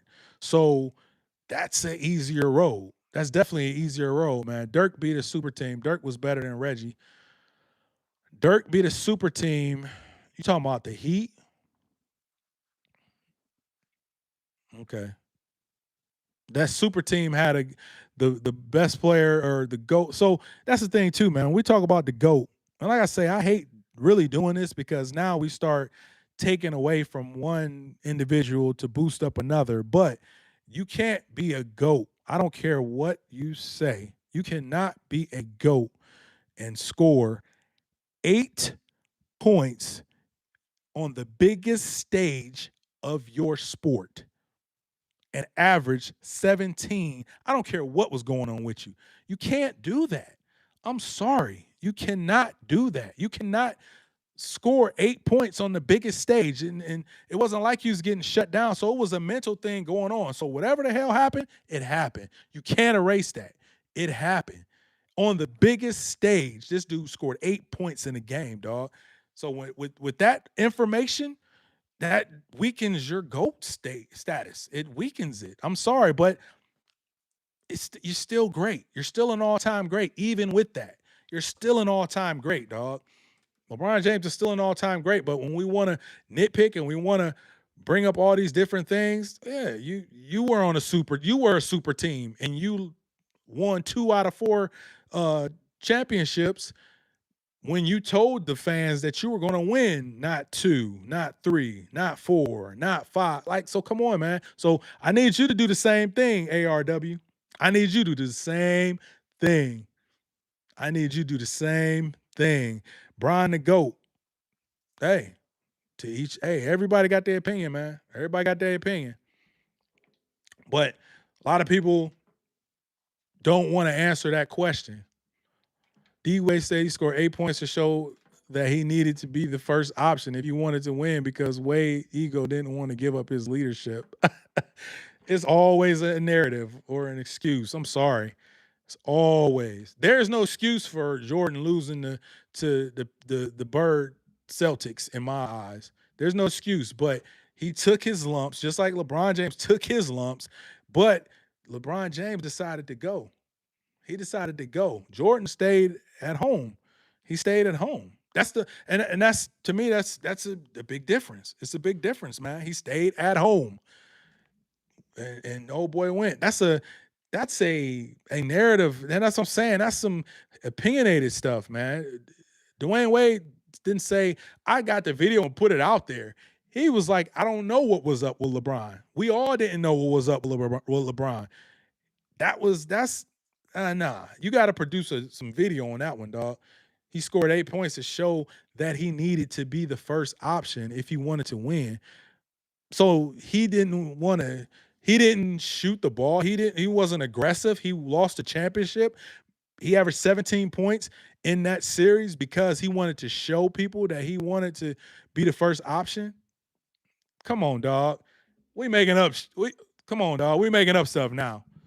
Come on, dog. We making up stuff now. You say Jordan quit. Yeah, he quit after he three-peated. Okay. He quit after he three-peated. After he dominated, he quit.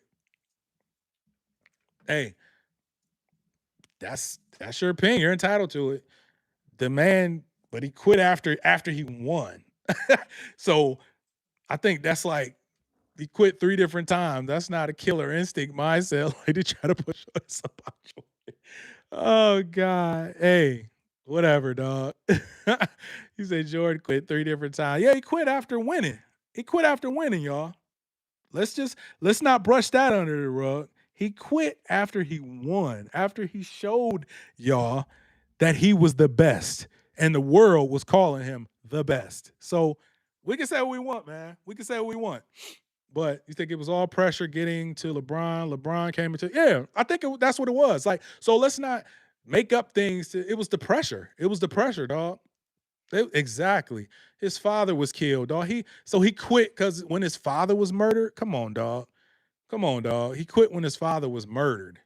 Played injured in old teams in the finals. Bet. And he won, just like Steph Curry did. Steph Curry played injured teams. LeBron James played injured teams. Every finals team has gone up against somebody. Toronto Raptors won because of an injured KD.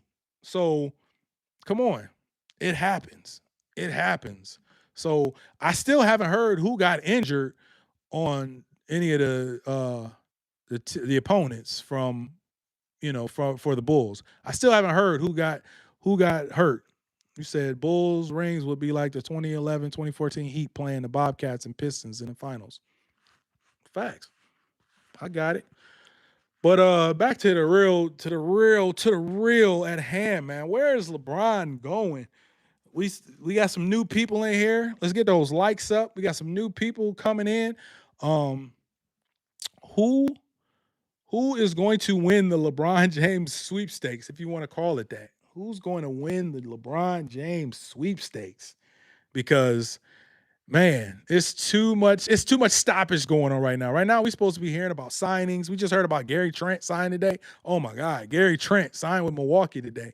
That was like one of the most irrelevant news, the most irrelevant news I've seen in like 10 days. So it's crazy, man. Philly or Cleveland? Philly or Cleveland? I think it's Cleveland. I think the only answer is Cleveland, man. Byron Russell and James Worthy injured in 91 final. Brian, you said Byron Russell. Byron Russell, he wasn't injured. What are you talking about? Not to mention Magic Johnson, old ass, washed up with. Hey, stop, man. Come on, man. Hey, Magic Johnson was what second in MVP voting that year. Let's stop it, man. Let's stop it. Magic Johnson was second in MVP voting that year. Please do that homework. Please do that homework. Magic Johnson, if he was old and washed up, he would not have been second in MVP voting that year, dog. Come on, man. He was second or third, but I believe he was second. Regardless, he was top 3 MVP voting in the West, and he was old and washed. Come on, dog. Come on, dog. Look, you talking to Big Naticus, dog. You talking to Big Naticus, man. You talking to Big Naticus. I know my stuff. Come on, man. And Brian Russell, I don't remember Brian Russell being hurt.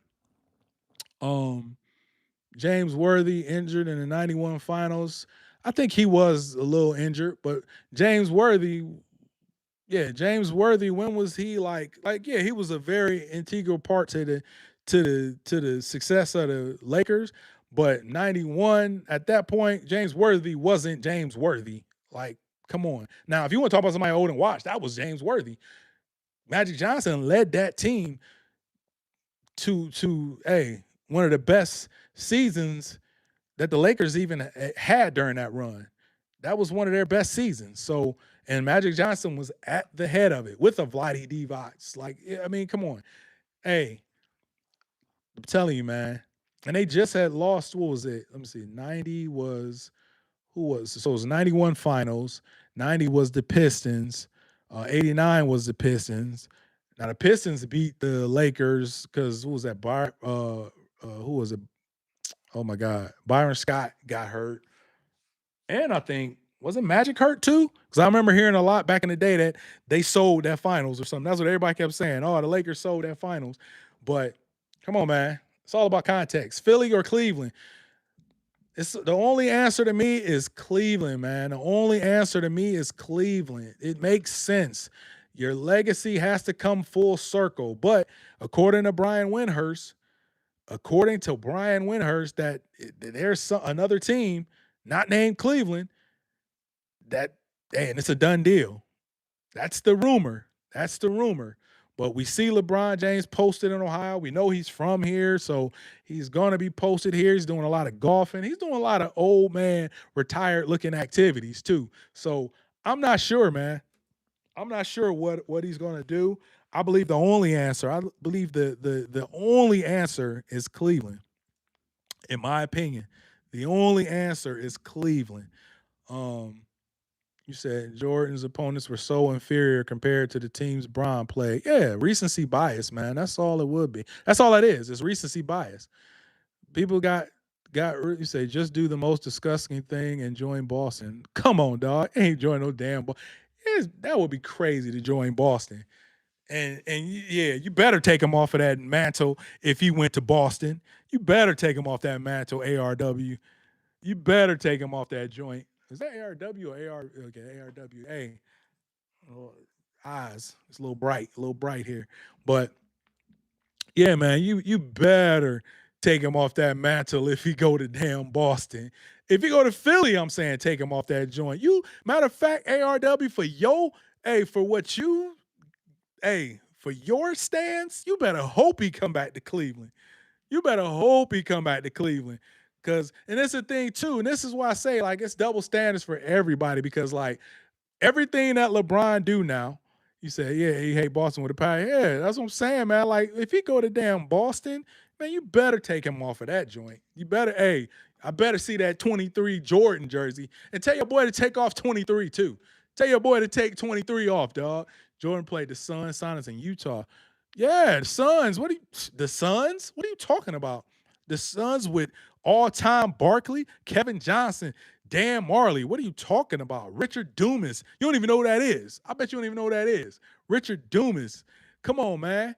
The Suns, who had home court advantage that year, Suns would have dog. Come on, man. They were the talk of the league, dog. The Sonics, come on, with a prime Gary Payton and a prime Sean Kemp. They won 60 plus games, dog, in a stacked Western Conference, dog. What are we talking about? What are we talking about? Detlef Shrimp was a dog. Detlef Shrimp was a dog. Sam Perkins was still on that squad and was a dog. He was one of the first shooting big men. Come on, man. None of those guys amount Steph, Clay, Draymond, Iggy, KD. Let's be real. It's okay. It's the eras, dog. Like I said, you can't drop players in different eras. You can't drop different. You can't like Steph Curry. They would say, "Oh, we could just drop Steph Curry back in the '90s, and he's just going to shoot the ball on everybody and stuff." So we're going to drop these players into these eras with the same mindset that they have from their era. You know what I'm saying? Like, come on, like even if you drop Michael Jordan in this era, yeah, if you dropped him in this era with his mindset, the way he would go at people, oh yeah, he would be crazy. But if he played in his era, would he have that mindset? You know what I'm saying? Like a guy like LeBron, if he was dropped back into the 90s, would he have the mindset that he has to pass the rock, do this, be this all around player? He might not have. You know what I'm saying? Like he saw that from players like Pippen, Grant Hill, from these players that did these different things, played these point forward positions. He saw Larry Bird play back in the day. But if he was in that era, are you just giving him the same mentality? Come on, dog. We gotta uh be reasonable with how we drop players in different eras. You can't just say, "Oh, with Draymond, whatever." You can't just say that because it's a different era. What's the name? What with the way they were playing back then? Would Steph be able to get around 1,000 screens back then? Would they allow him to get around 1,000 screens untouched? You know what I'm saying? It's a different era. So we got to use context when we talk about these eras. You can't just blindly say, oh, just this player can go here and this player can go there. It's a different way of calling the game, dog. It's too different, man. To the Stars, Golden State. You just compare role players. Nah, see, the 90s and them Bulls would have 0 championships for real. Not if he playing with Boston, dog. Not if he playing with Boston. Detlef wasn't like that in his era. Detlef Shrimp wasn't like that in his era. Please do your homework, dog. Log off and do your homework, dog. Please log off and do your homework. If you dropped Curry in the 90s, they would have had him killed for witchcraft. Oh, God. Hey, facts. Facts. If he had that same mindset, yeah. If he had that same mindset, yes, you would have to see, like, what's wrong with this dude? What the hell is going on? But if you're being honest, if you're being completely honest, he wouldn't have had that mindset back when. He wouldn't have had that because if he would have been playing back when, he wouldn't have been able to see a whole career of a Reggie Miller play. He wouldn't have been able to see a whole career of a Rip Hamilton play. Hopefully y'all know who Rip Hamilton is, who played with Detroit. Hopefully y'all know that Steph Curry basically kind of basically used his game to influenced his game. Hey, come on now. You got to see certain things to mold what these players became. So it's so different, man. You can't just drop players in different eras, dog. So I'm just saying. I'm just saying. And Detlef Shrimp was definitely a dog. Detlef Shrimp was definitely a dog. And yes, Rip Hamilton was cold, who is documented. Steph Curry looked up to him. He was one of Steph Curry's idols. Just like Reggie Miller was one of Rip Hamilton's idols. Just Rip Hamilton couldn't shoot the ball like a Reggie could. Couldn't shoot the ball like a Steph Curry could. Not from the three-point range. He can shoot it from mid-range, no doubt. He was a mid-range assassin, which is also a lost art. The mid-range, this is the dumbest, I gotta say dumbest. I'm gonna say one of the lowest IQ eras of all time because a lot of teams get bailed out because of the three. So it's a blessing and a curse with these 3-pointers that y'all talk about because everybody ain't Steph Curry. Bottom line, everybody is not Steph Curry. So we got to use context when we talking about this stuff, man. We definitely got to, exactly. Shooting a three back then, you would get benched. Facts, exactly. That's my point. You're getting benched back then. So the evolution of the game is the reason why things is going the way they are right now. So that's why I say it's so hard to compare because damn, what do you think if Reggie Miller is dropped in this era? What the hell? I can run around the screens and not get touched. I can shoot the ball and not get touched. Oh my God. What do you think Reggie Miller gonna do? Reggie Miller gonna go sick. He gonna, oh my God. Reggie Miller would be licking his chops. And this dude, look at the level of difficulty, the threes that he was shooting back then. Man, look at that game 7.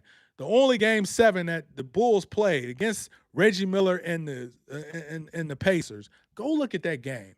I'm sure there's some highlight tapes out there. Look at the threes that Reggie Miller was hitting. Look at the plays that was being made. Come on, man. Y'all got to really look at that stuff. I think we've seen what Jordan would have been like in this era with Westbrook for all those years after. Stop it. Stop it. Stop it. Look, Westbrook, I don't know what happened to Westbrook's mid-range. If you go back to 2012, Westbrook's mid-range was crazy. It was crazy. All of a sudden, Westbrook forgot how to shoot. I don't know what happened to him, but he forgot how to shoot. Come on, man. Jordan's mid-range was ridiculous. Jordan's seasoned mid-range jumper was kind of automatic. Y'all know that. Kobe 06 versus anyone past or present. Okay, his dribble pull-up was nasty. Who you talking about? MJ? MJ's dribble pull-up wasn't zone D illegal, and you could only do one-on-one defense. No. There was double teams. There was double teams, dog. There was double teams. You couldn't play an area. That's the thing too, man. That's misconceptions, dog. Misconceptions. You what the heck? There's actually tape out there of Michael Jordan getting double teamed. But the thing is, you couldn't play an area like you can do now and play zone and try to predict where somebody is going. You had to go to that player. You couldn't just sit in the area and wait. You had to gamble and make that play, go to that person. You couldn't do that like you couldn't just double team, or you can just have one player on the guy and then one player in the middle of the paint waiting for that guy to drive. No, you had to be on your man. But there's definitely double teams. Michael Jordan got double team, double and triple team every single night, dog. Go back and look at it, please. You say you never seen it because you watched like clips. There was actual clips out there. There's actual clips out there that show you the multitude of times where MJ was double teamed. Now, the thing is, back when you had to time that double team, you had to get there where it was not, or you had to time it where the player got to their spot where you just arrived there, but you had to leave your man quickly and get to that spot. You couldn't just play an area. That was illegal. Illegal defense was if you were just playing an area and not a man. That was illegal defense. You could double team. You could leave your man and double team a player. It was happening every single night. Every single night. I seen tape of Jordan airballing wide open mid range. You saw one, dog. You saw like one little tape of Michael Jordan shooting the airball. I think I saw that too. And come on, man. Hey, ARW, you doing you really nitpicking right now with some stuff. You know that man was, man, the human highlight film. I know they say that about Dominique, but MJ was a human highlight film, and you know it. And you know it. All you got to do is go watch it, dog. All you got to do is go watch it. A lot of misconceptions out there, dog. A lot of misconceptions. You said there was no zone or three in the what? No zone or three in the guy. Or you mean in the paint? I don't know. Westbrook, stop, man. Westbrook is relentless. That's the one thing I give the Jordan trait that he has is his relentless. He's relentless aggression. That's what I call it. Relentless aggression. You take Prime Bernard King over LBJ. That's what I'm saying, man. A lot of these players, people don't see because they don't show those players, man. They don't show those players. Prime time Bernard King, yeah. Bernard King's a legend. A legend. You said I meant three in the key. Nah, you said there was no zone or three in the key. Nah, you had to be on your man. You had to be on a man. Simple as that. If you weren't on your man, that was illegal defense. If you wasn't on a man, that was illegal defense. But you could vacate that man to double team a player. It happened every single night. So that's a false narrative. That's one of the false narratives that's out there, that you couldn't play, that you wasn't getting double teamed. This dude was getting double teamed nightly, dog. Nightly. Bernard King is LeBron's biological person. Hey, I wouldn't be shocked. Like I said, I think he was born in a lab. I think LeBron James was born in a lab because somebody being around that long, not getting hurt, you gotta. Hey, I know they talk about some things, but you gotta been created in a lab, man. I call him a test tube baby because I believe he was created in a lab, man. You mean to tell me 23 years and you don't get hurt? Like, you don't get hurt? You don't even have a surgery? Like, you said EPO? That's what we hear. That's what we hear. But I'm not here to talk about that. But that's what we hear. 23 seasons. Uh-oh. And he better. I say like this, man. My man better stop being so outspoken about certain things after the playing days are over. Because, man, I think there's gonna be a lot of speculation going on. You said holy jealousy. You said LeBron just didn't have a major injury his first year in LA. He didn't have a major. He didn't have surgery. He didn't have some little injuries, but he never had anything where it required surgery. He never had any major injury. That major injury didn't require surgery. That's what I mean by major injury. Excuse me, y'all. I've been talking. I had to get a little swig of some H2O. That's all it is H2O. But look, you say he didn't have a major injury in his first year in LA. Was that his first year? No, I think that was rest, dog. Because the first year in LA, I think that's when they was doing all the getting AD. They was putting the team together.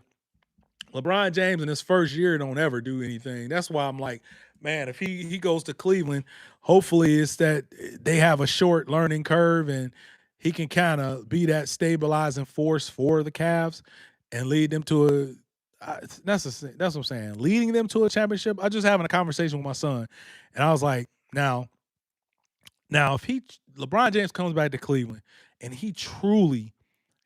like he wins a championship with the Cavs, and he's truly what we call the MVP, Finals MVP. Then we got to start having that conversation. But until then, I'm not having that conversation. ARW, I'm sorry, I'm not having Chael signing. Oh, hey, Chael signing. That's a name that people don't talk about. That's a name that people stay away from because if there wasn't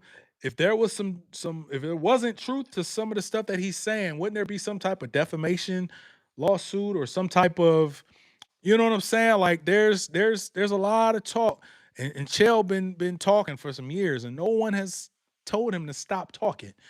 Now, intentionally hurt that man. He did, yeah, I remember he did something, but he didn't have surgery. So Lakers were first seed, and LeBron was leading MVP race until the injury. It was something like that. Something like that. Yeah, he did dive on an ankle though. That was crazy.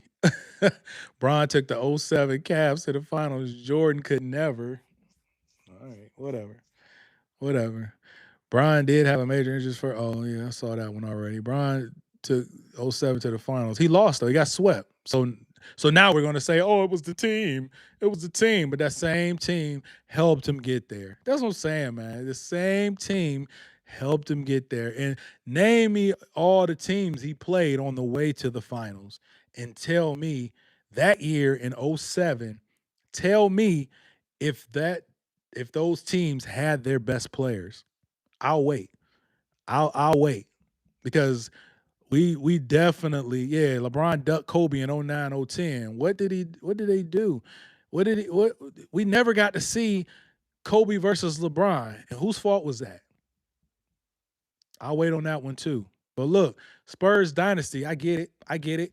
But no, let's talk about the Eastern Conference before the finals. Let's talk about that. Let's talk about the Eastern Conference before the finals. Let's talk about that, my man. Let's ta- stop. Stop. That team was definitely timely shots. Hey, Boobie Gibson, people like to clown on Boobie Gibson, but there was a game in those playoffs where Boobie Gibson scored 30 points, and it was a very important 30 points that he scored. Come on now. Come on now. Let's not just take away all that, man. The Cavs GM's fault? Nah, that's speculation. A lot of things. Hey, LeBron James said, "I'm not recruiting." LeBron James didn't start recruiting until he got to Miami. He didn't start recruiting until he got to Miami, and that's documented. He's documented as saying, "I'm not recruiting. I don't recruit players, all that good stuff." He don't do that. He never did that.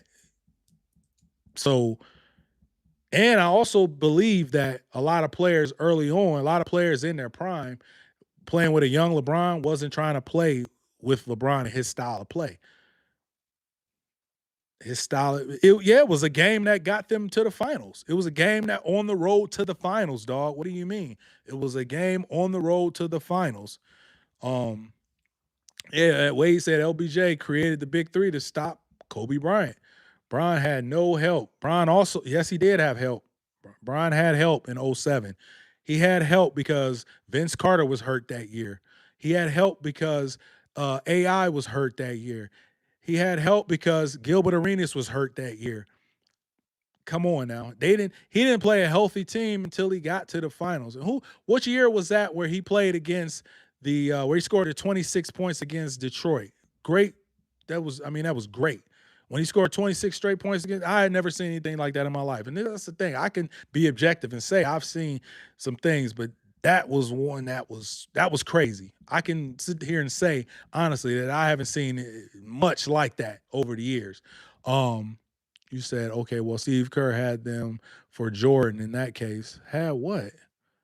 A game? Go back and let me know when you saw Steve Kerr hit 30 points.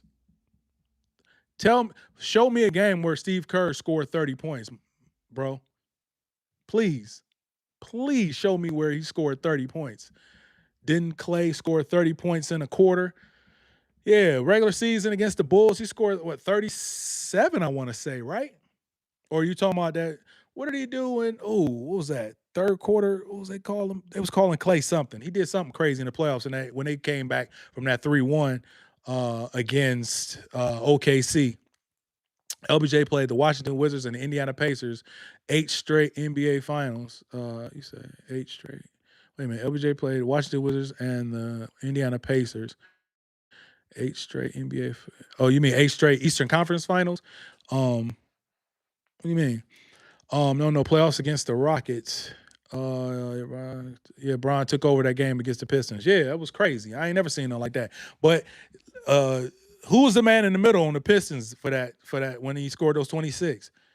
I want to see if anybody get this right. Who was the man in the middle for the Pistons when he? And I'm not saying it's nothing, but I'm just saying it's a misconception that a lot of people don't that a lot of people forget about, or they just don't have the right information.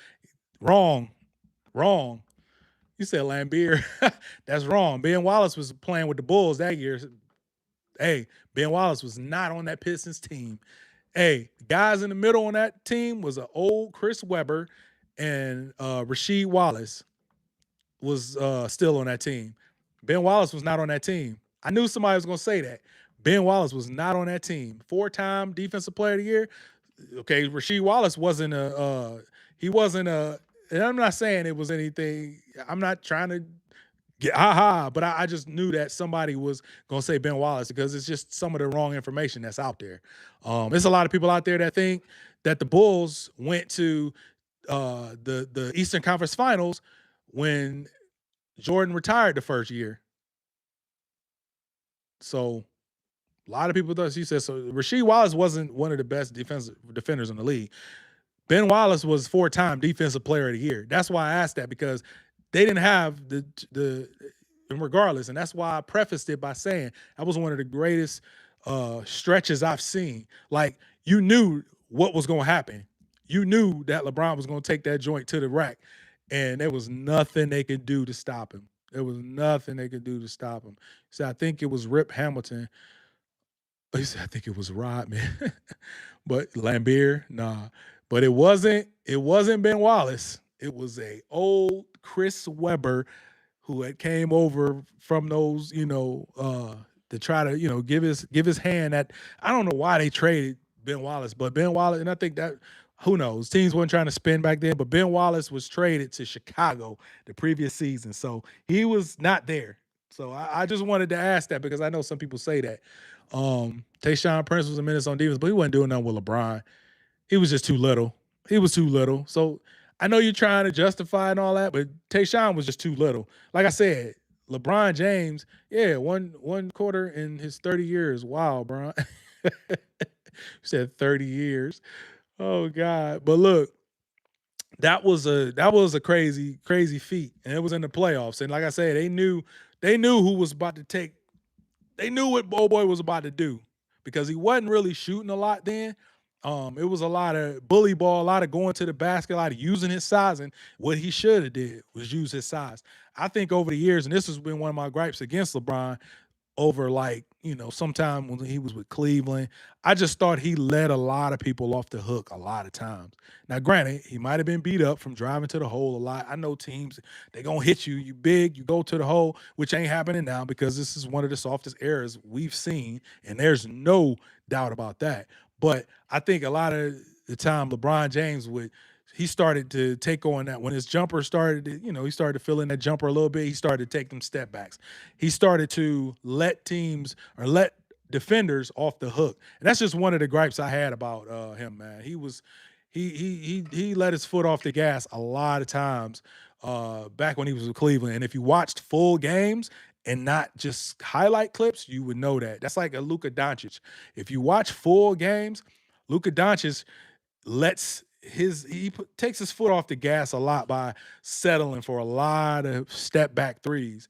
And that's what we see a lot in today's game. And in today's game, they're not going to show you that in the highlights. They're not going to show you all the thrown away plays that someone wasted, the wasted possessions on a step back that was an ill-advised step back, was a low IQ step back, was something that you were up by whatever 10 points, but you ended up shooting a step back because you were feeling good about your game. You missed that, the other, long rebound. The other team in transition, they hit a three. Now you're only by 7, and now a run starts. Now there's momentum for that other team. You see that a lot, and I think LeBron James did that a lot during his career. Now, whatever, everybody got their gripes about him. People got their faults, and it ain't a fault like that. But that was one of the things that I used to be like, damn, come on, Brian, damn. And I'm in Cleveland, so I'm pulling for the dude. I think he settled a lot against Orlando. When they played Orlando, he settled a lot. That game that they won, he hit that buzzer beater. He was doing a lot of that shooting. That was when he started to hit his shots, and that was one of the reasons. That was one of the reasons. If you go back and if you can find some tape on that second round, because that wasn't even the Eastern Conference Finals. He lost in the second round to Orlando Magic, but that one game he hit that buzzer beater. LeBron James was finding his jumper that year, and he was selling for a lot of threes. Now, granted, or a lot of jumpers. Now, granted, you have the best defender in the game in Dwight Howard, but still, you're the best player in the game in LeBron James, and you needed to find a way, and he couldn't. You couldn't. So, you say at LA, oh, you say Tim Duncan would like a word with you. Kobe dominated the hardest era in basketball in 2000s. What you talking about? Powell was cold. Paul Gasol was cold. He was cold. He was cold, but he wasn't Shaq cold. I mean, who is? There's a lot of who is Shaq cold. You know what I'm saying? So, ooh, that water is good. That H2O is good. But I'm doing a lot of talking. So, but yeah, man, I love the banter, y'all. I love the conversation, man. I mean, Bron has at least 13 coaches he's fired in his career. Yeah, it's just my honest, like, objective feeling on like LeBron and coaches. Like, I don't believe, and I always called it a blessing and a curse for LeBron James. I always called it a blessing and a curse. The man has probably one of the highest basketball IQs I've ever seen. Um, when it comes to knowing defenses, when it comes to drawing the defense and getting the open man the ball, but I think a lot of the times, man, so it stops you from playing like playing system basketball. It stops you from playing system basketball. That was to me that was is the curse of a LeBron James, because now when you run up against a team who plays a system, who plays in a system like the Spurs, now they're harder to beat. When it's in a system like Golden State, they're harder to beat, regardless of the players. Golden State played in a system. If it wasn't just Steph Curry just shooting threes and that was it, they played in a system. Draymond Green was actually deputized to basically make plays for that team, and he was another guy that's a high IQ guy, which is crazy too, because I've been hearing rumors he may come with LeBron to Cleveland, which would be crazy. And that's one of the reasons I'm here. It's so crazy, man. This is the era of the trolling. This is the era of the rumors, and you're gonna see people out there putting every single rumor together. Draymond Green was actually, to me, one of the smartest basketball players of all time, because he always makes the right play offensively, I'll say, and he's a great defender with his size. He's allowed to do a lot of stuff too.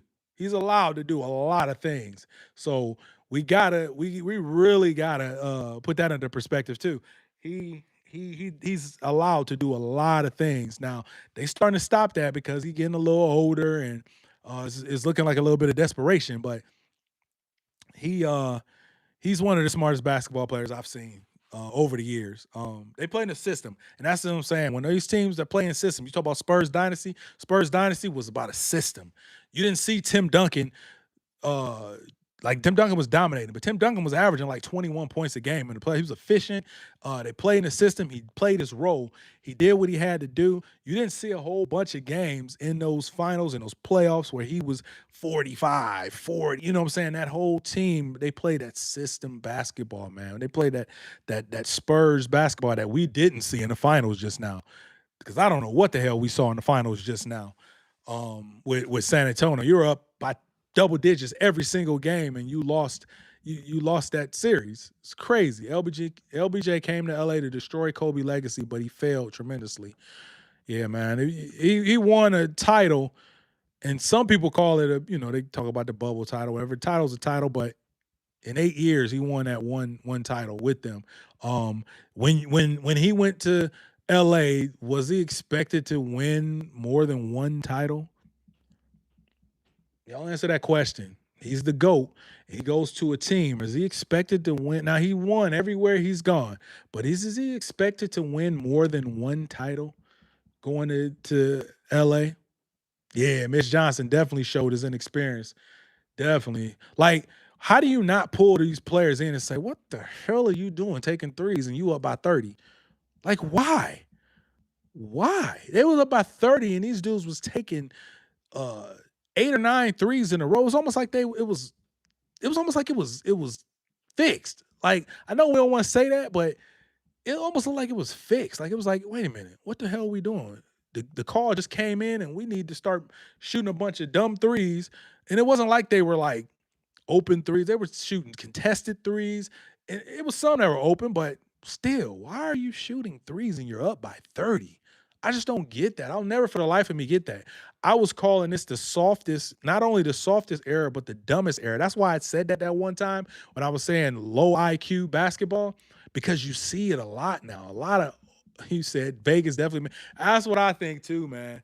I think that I think Vegas made that call too and said, "Look, what the hell y'all doing? Y'all know this the next year, 53 years. Let's go, Jalen Brunson." Hey, I also did a video too about Jalen Brunson getting a statue in New York. I believe he should be getting a statue now. I don't care what else they do. Jalen Brunson needs a statue. Period. Point blank. That's my thoughts. I believe he should be getting a statue now. You said it's definitely a low IQ area. Yeah, man. It ain't fun to watch sometimes.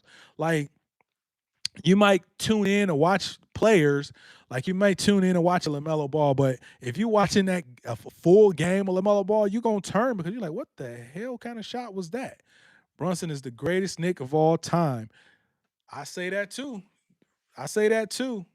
I say that too, man. And you had Patrick Ewing, Bernard King, Clyde Frazier. You come on, man. You man, you had some greats and he might have taken that mantle. And I believe my man Sean T, who usually do some of the lives with me, he doesn't think so. But I believe like he believes he got to win one more. I'm like, dog, 53 years? Nah, dog, you get a statue now. He needs a statue now. Like before the season start, when they get their rings, they should be an unveiling of the Jalen Brunson statue in front of Madison Square Garden, dog, because no one had them picked to win the finals. No one had them even really coming out the East. They got hot at the right time, and that's what you normally want to see. Teams get hot at the right time, and the Knicks did, man. Knicks got hot at the right time. But back to y'all boy, man. Um, back to y'all boy. Where is he going, man? Uh, ARW. I don't know if you're still on here, but that would, like you said, that would be disgusting if he went to Boston. But it would also be disgusting if he went to Philly. In my eyes, it would be disgusting if he went to Philly. That's a whole new franchise, whole new fan base. Y'all know how Philly fans are, and it's just like, come on, dog. This need to be a full circle moment. Come on home. Whatever happens, happens. But that's the only move in my eyes. Golden State kills your legacy. I'm sorry. Golden State kills your legacy because it's not a legacy play. It's you teaming up. It's the ultimate AAU play. And I'm just as a basketball fan, I don't want to see that. I don't want to see that. That's why I love the 90s, cars, music, and basketball. Yes, sir. Yes, sir. It's them 90s, man. Slept on. And if you wasn't in it, you just don't know.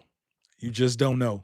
So I would advise those that didn't grow up in the 90s, man, hey, talk to somebody. Talk to an elder that was in the 90s, man. Talk to the elder. You see LeBron with the Clippers. Oh, I ain't even thought about the Clippers. I haven't even thought about the Clippers. Especially what they got going on with Kawhi, and it's a hold on the trade to Toronto, and that's another move too. I'm like, Toronto, he went back to Toronto. Like, is this just like, all right, I won a championship there as the main guy. I'm going to play with a young guy and Scotty Barnes. Is he going to be healthy? What do they got cooked up there? Brandon Ingram is with the Clippers now, so you got a LeBron. I don't think that's enticing enough for LeBron to go to the Clippers. I think there has to be some, because of this whole delay right now. I think there has to be some pieces that have to get into place behind the scenes in order for him to go to a certain team. They got Kaminga dangling out there. I think the Cavs are working on getting him. I also heard DeMar DeRozan, who was waived by the Sacramento Kings. So I think that's a move that could be made. And speaking of Toronto, they did DeMar DeRozan so dirty that year. And he even talked about it. He was like, man, this all them years we went up against LeBron and the Cavs, and soon as LeBron James go to the Lakers, I get traded for Kawhi. Like, crazy, crazy. That didn't even, and then you didn't even hear about DeMar DeRozan for a good two years or whatever with San Antonio, because he was back into a system. He was in a system. He was in that San Antonio system, and you didn't see him really having those big games that you see him have in Toronto, and that he had with the Bulls when he ended up going to the Bulls. Sacramento, I don't know what that was, but DeMar DeRozan, man, I'm glad he was let go by them, and I think that was a play like, all right, dude, you were a veteran, you respect it, you're a scorer, you can actually go help a team. So I think they did him a solid by going to have him help another team win a championship, or just help him get to the playoffs or something. I've been hearing the Cavs are interested in him. I think that's who they might be looking at getting, him or Kaminga. I don't know how truthful the Kyrie Irving trade rumors are to the Cavs, but we've been hearing that. We've been hearing Draymond Green supposed to be coming with LeBron to the Lakers as a backup plan if he don't sign with the Warriors. But there's a reason that Draymond Green opted out of a 30+ million dollar contract this year. $30 million that he pretty much opted out of. So there's a reason he did that. Now he may have a handshake deal with Golden State that, hey, if y'all can land LeBron James, then we're gonna sign you to a nice little deal. But I don't know, man. You said no, DeMar was balling in San Antonio. Yeah, but he wasn't having, like, you ain't see the DeMar games that he was having in Toronto. Toronto, he was balling crazy in Toronto. He wasn't like an all-star, and I know the West was stacked, but he was like solid. He was like solid with them. You say the Joker and Luca coming soon. What are you talking about? They gonna play together? Nah, I don't think that's gonna happen. But not like Toronto though. Nah, he wasn't balling like Toronto. He got done real dirty. You said Joker and Luca coming soon. Where? To the Lakers? He was supposed to go to LA instead of Westbrook. Who was oh yeah, DeMar was supposed to go to LA. Yeah, he was definitely supposed to go to LA. I think that was a done deal, but what the heck happened? Oh my God. He was supposed to go to LA, and because I thought it was like a done deal. Y'all, somebody update me on that, but I believe that was supposed to be a done deal to LA, for DeMar DeRozan. And that's home for him. That's home for him. So I knew it was somewhere. I seen an interview by him, and he said that was supposed to happen. No doubt. Hey, y'all, let me know where y'all tuning in from, man. We got new people coming in. Let's get those likes up, all that good stuff, man. Sub, like, sub to the channel. Check out the content. Content coming daily. Just want to put some hot takes out there for people to give their take on. You know what I'm saying? Give their opinion on, their perspective. That's what I like to do, man. Like I was just having that spirited conversation with ARW and a couple others about LeBron, man. I just love to have that conversation. And I'm never going to get emotional about it. I'm never going to crash out about it. I'm going to, talk my talk. Just give my input on it. So viewing from, I can't see what that is, man. You might have to tell me. What flag is that? You might have came in before and told me, but what's that? Turd Ferguson's. Yeah, you got to tell me what that is, dog. I'm sorry. He was supposed to go to. I forgot. Hey, I wasn't paying attention when they was going over the maps. I wasn't paying attention in class. So, see if I missed anything. That was kind of interesting though. What somebody saying they see LeBron going to the Clippers, reunited with Ty Lue. Ty Lue? Okay, Spain. Okay. Okay. Yes, I was there before. Okay, I was here before. Yeah, okay, I remember that. I remember that.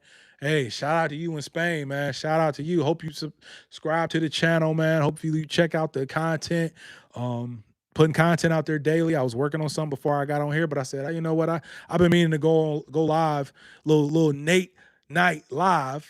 Hey, y'all get what I said there? Naticus, Nate, real name Nate Night Live. I don't know. I'm trying to put a play on words there, but um yeah, I've been meaning to go live for the last week, but it just wasn't happening, man. Some things happen, So showing some love from City of Compton. City of Compton. Yes, sir. Compton. Compton. I got family there, man. I got family there. Huge Clipper fan here. What are your thoughts on Kawhi leaving? It's crazy to me. I didn't see that coming. I didn't see that coming. And then Toronto of all places. I don't know if that was one of them things where, you know what, I won a championship there by myself. Well, not by myself, but as the number one guy, they had a good team.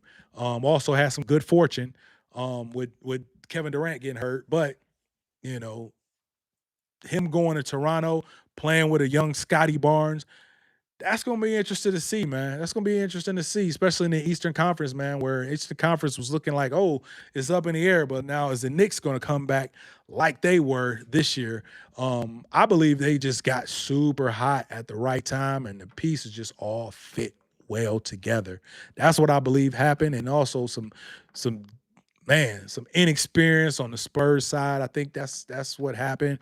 Some boneheaded plays by the Spurs. But yeah, Kawhi leaving. And there's another thing. North Carolina. Yeah, North Carolina in the building.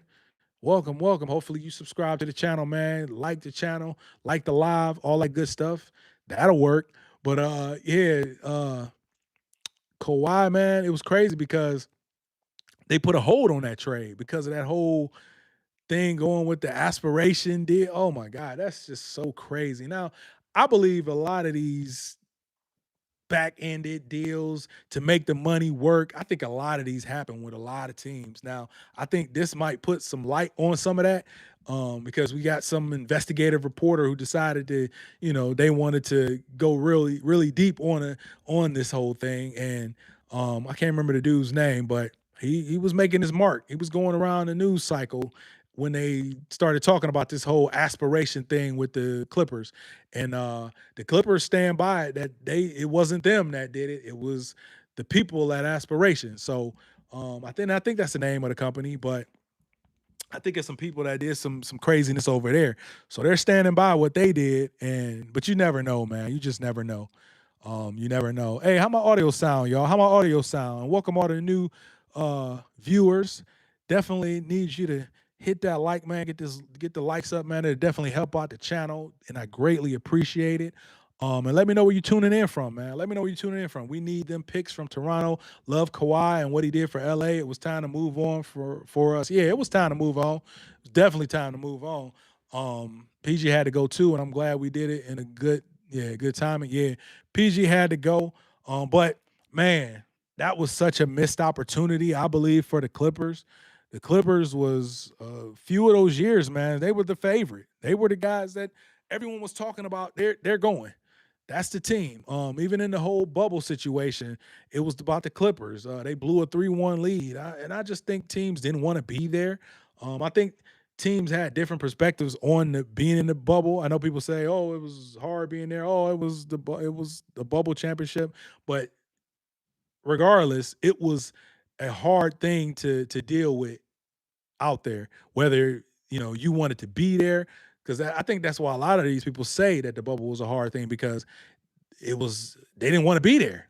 Nobody wanted to be in no bubble. Nobody wanted to be confined to this area, this Epcot, whatever the heck they were in. So you say Spurs dominate next 3 years? I can see that.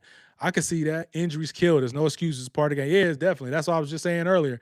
Definitely a part of the game. Players get hurt every year, and it leads to someone advancing to the finals or winning the finals because someone got hurt or something. It seems like every single year something like this like that happens. Spurs dominate in the next 3 years. Yes, they are, especially if they trade De'Aaron Fox for Kyrie Irving. That's something I'll put out there, man. I believe that that would be the perfect trade for them, the perfect player for them right now. And I know he's 34 or approaching 34. I believe he's already 34, but I believe that would be crazy. You said the Spurs should have went after Jaylen Brown. I believe they would have had to give away some of them young pieces. I believe you get a Kyrie Irving and replace him with De'Aaron Fox, the money's match. I think, matter of fact, I think De'Aaron Fox is making more than Kyrie. So the Mavericks might have to send somebody over to actually make the trade work. So you would essentially end up getting like a Kyrie and some role player from Dallas for De'Aaron Fox.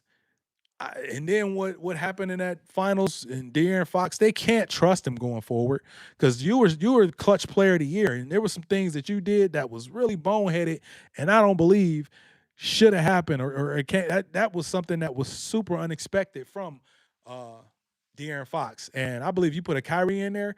First of all, he's a legend to these young guys. They love Kyrie Irving. So in his past couple years, he's been a guy that's been a mentor. He's been, just a good influence on some of these young players. You hear it all the time. When he left Boston, it was always love from the players. Now, fans is a different story, but it was always love from the players. So there was never any you know content or malcontent or whatever against Kyrie from the players. Players always love that dude. So I believe if he went to the Spurs, oh my God. If Kyrie Irving went to the Spurs, I think we talking about something crazy. You got a Wemby with a Kyrie, with a Dylan Harper, with a Stefan Castle, a year older, a year wiser. I think you talking about something that could be pretty crazy, man. And if Kyrie is back to being Kyrie, oh yeah, when you need a bucket, you're gonna get that bucket from Kyrie. When Wemby is worn out and worn down like he was in the finals, because he was worn down in the finals, man. I don't know what the heck was happening with him, but he was tired. And that's because they play him like 29 minutes a game. And I don't know if he's got some underlying health reasons or that was because of the blood clot that he had a year before, but at some point Wemby's gonna have to get his minutes up because he did not last in the playoffs, man. Kyrie, baby mama, yeah, man, definitely. LeBron has to be going back to Miami. Why would he? Who said that? His legacy is there. Great chance to win a title. He can develop Bronny. What? Hell no. His legacy is in Cleveland, dog. You know that. I hear you, but his legacy in Cleveland. His legacy in Cleveland. That one championship in Cleveland was way more monumental than those two that he won in Miami. And you got to know that. You got to know that. Spurs ain't going to the finals next season. Better hope Victor stay healthy. Yeah. That's one thing, man, with someone that tall, that thin, that light in the frame. Yeah. That's one worry that the Spurs got to be having. That's why I say you bring somebody in there, man, that could take some of the load off of them because obviously these guys can't. Now, I think Dylan Harper is going to be one of those guys, but man, you pair them with a Kyrie, whew, and Kyrie doesn't have to. It's not like you got to play him 40, 48 minutes a night. You could come in there and that could be the guy that's getting a little less minutes, keeping him fresh for when it counts. And you playing those Castles, you playing the Vassales, you playing the Dylan Harpers. I'm telling you, man, that would be crazy. His legacy, 6 NBA Finals losses. Yeah, I get that. I get that. But he goes back to Cleveland. This is what I've been talking about. If LeBron James goes back to Cleveland, let's just be super hypothetical situation here. You go back to Cleveland. Now, ever since 2022, the team that has lost in the Eastern Conference Finals has been in the finals the following year. So that's been at least the last 4 years. Now, yeah, small sample size, but it's happened. So you get a LeBron James. Now, he's not going to, I don't think he'll be the best player on the Cavs because you got Donovan Mitchell.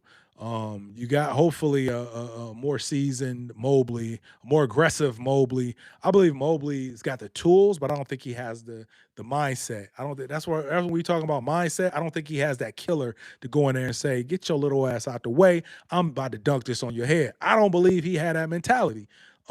It's so crazy because I see a Kevin Garnett when I look at him. I see a Kevin Garnett when we talk about frame, when we talk about the skill set. I see Kevin Garnett, but everybody who's watched Kevin Garnett, who's watched KG play, know that that dude was all about intensity, aggression. It's crazy, man.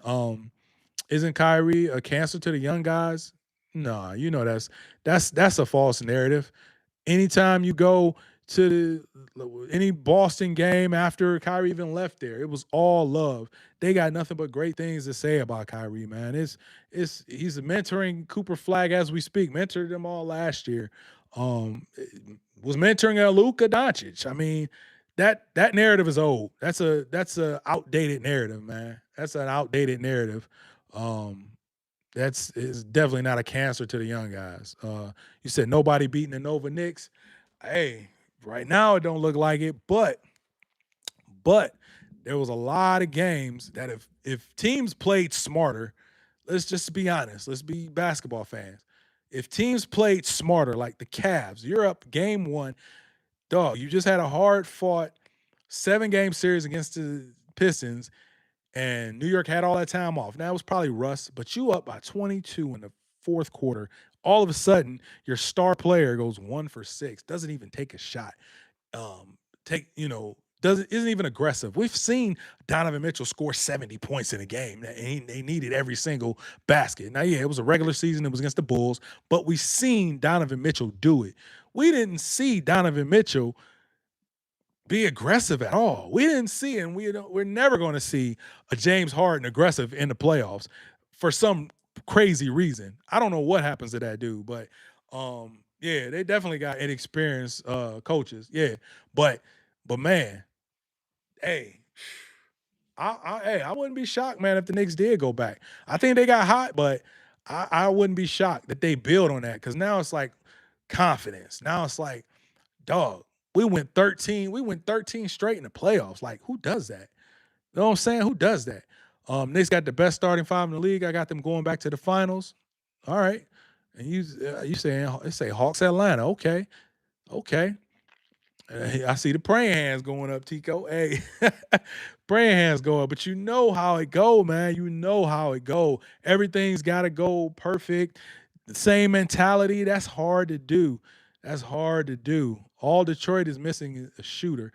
Yeah, I think them losing Tim Hardaway Jr. was bad for them last year. Just think if they had Tim Hardaway Jr. last year and he wasn't in. Where'd he go? Denver. Just think if. Oh no, wait a minute. Did he go in? Yeah, he went to. No, where's Tim Hardaway Jr. is in Miami now, but he was in Denver last season. Just think if they had Tim Hardaway Jr. last year. Now he's a little inconsistent, a little streaky, but he can hit that shot. And the threat of him hitting the shot might have opened some things up for Cade. I don't know. Bron's a solid basketball player, but never will be GOAT conversation. Him joining a super team messed up his legacy. Charles Barkley never joined MJ and Scotty to get a chip. No, he ain't never joined MJ and Scotty. Never joined MJ and Scotty. But he did join Kevin Johnson, who was a great player. God, that's one of my all-time favorite players, though. Hey, one of my all-time favorite players is Kevin Johnson. Um, but definitely he didn't jump teams, you know, what was it?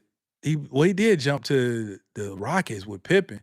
So I don't know, man. I don't know if that was a good example. I don't know if that was a good example, man, because Barkley did kind of go to because he was with Philly, couldn't win with Philly, and he ended up going to Phoenix, who Phoenix was rolling the year before, but they was missing that one piece in Barkley. They was missing that one piece. And what did he do? Win MVP.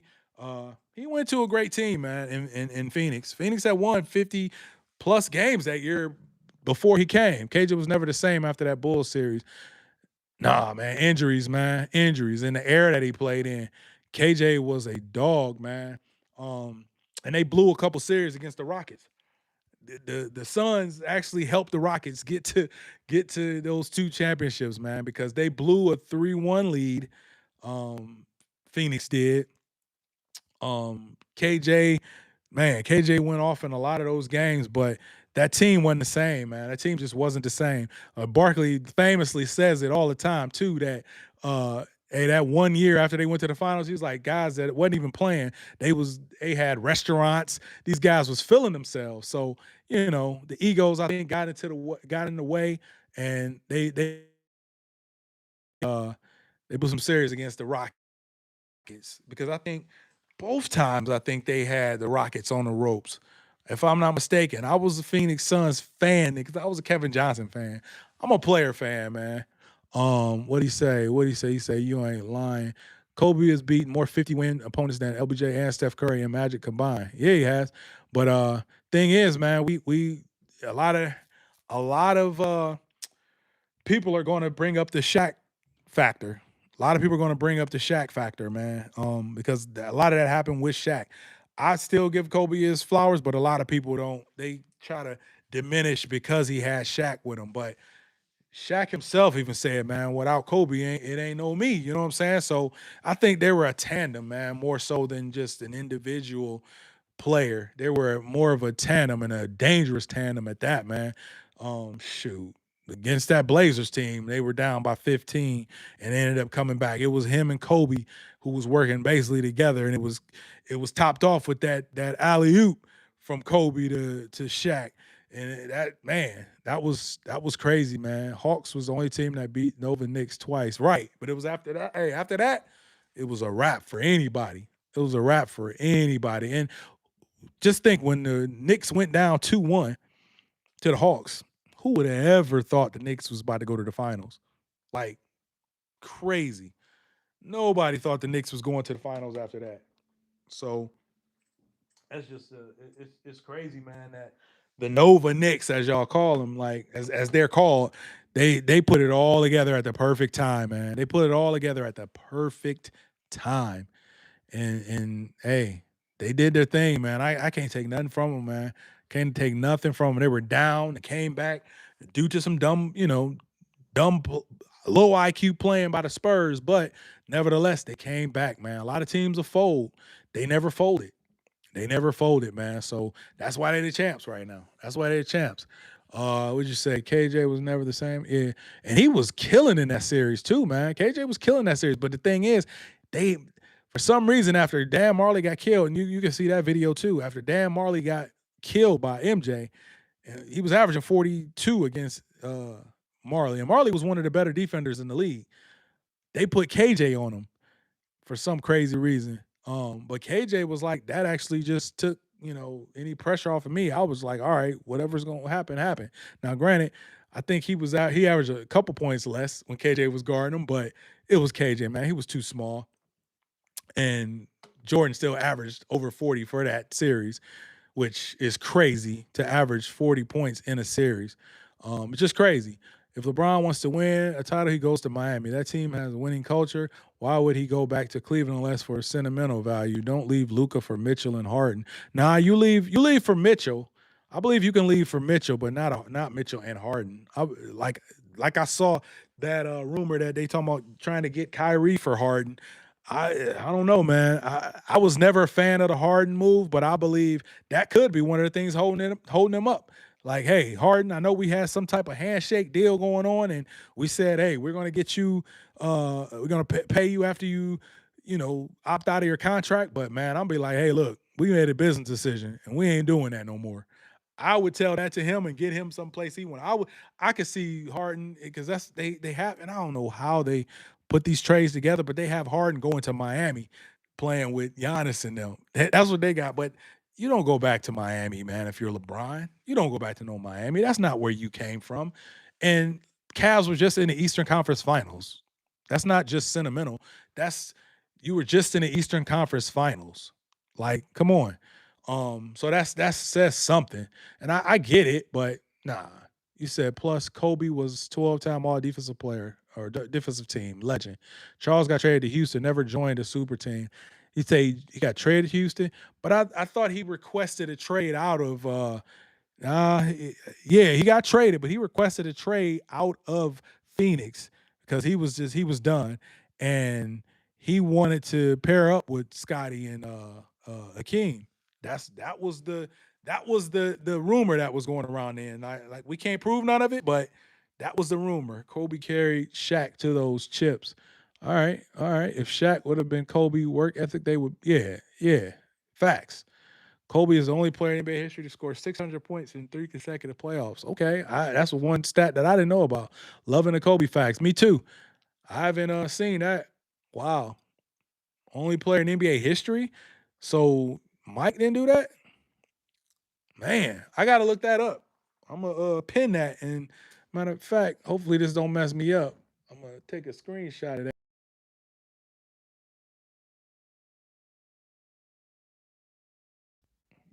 I took a screenshot of it. How my audio sound? How my audio sound? Giannis Heat would beat the Cavs though. Not currently constructed. Not currently constructed, dog.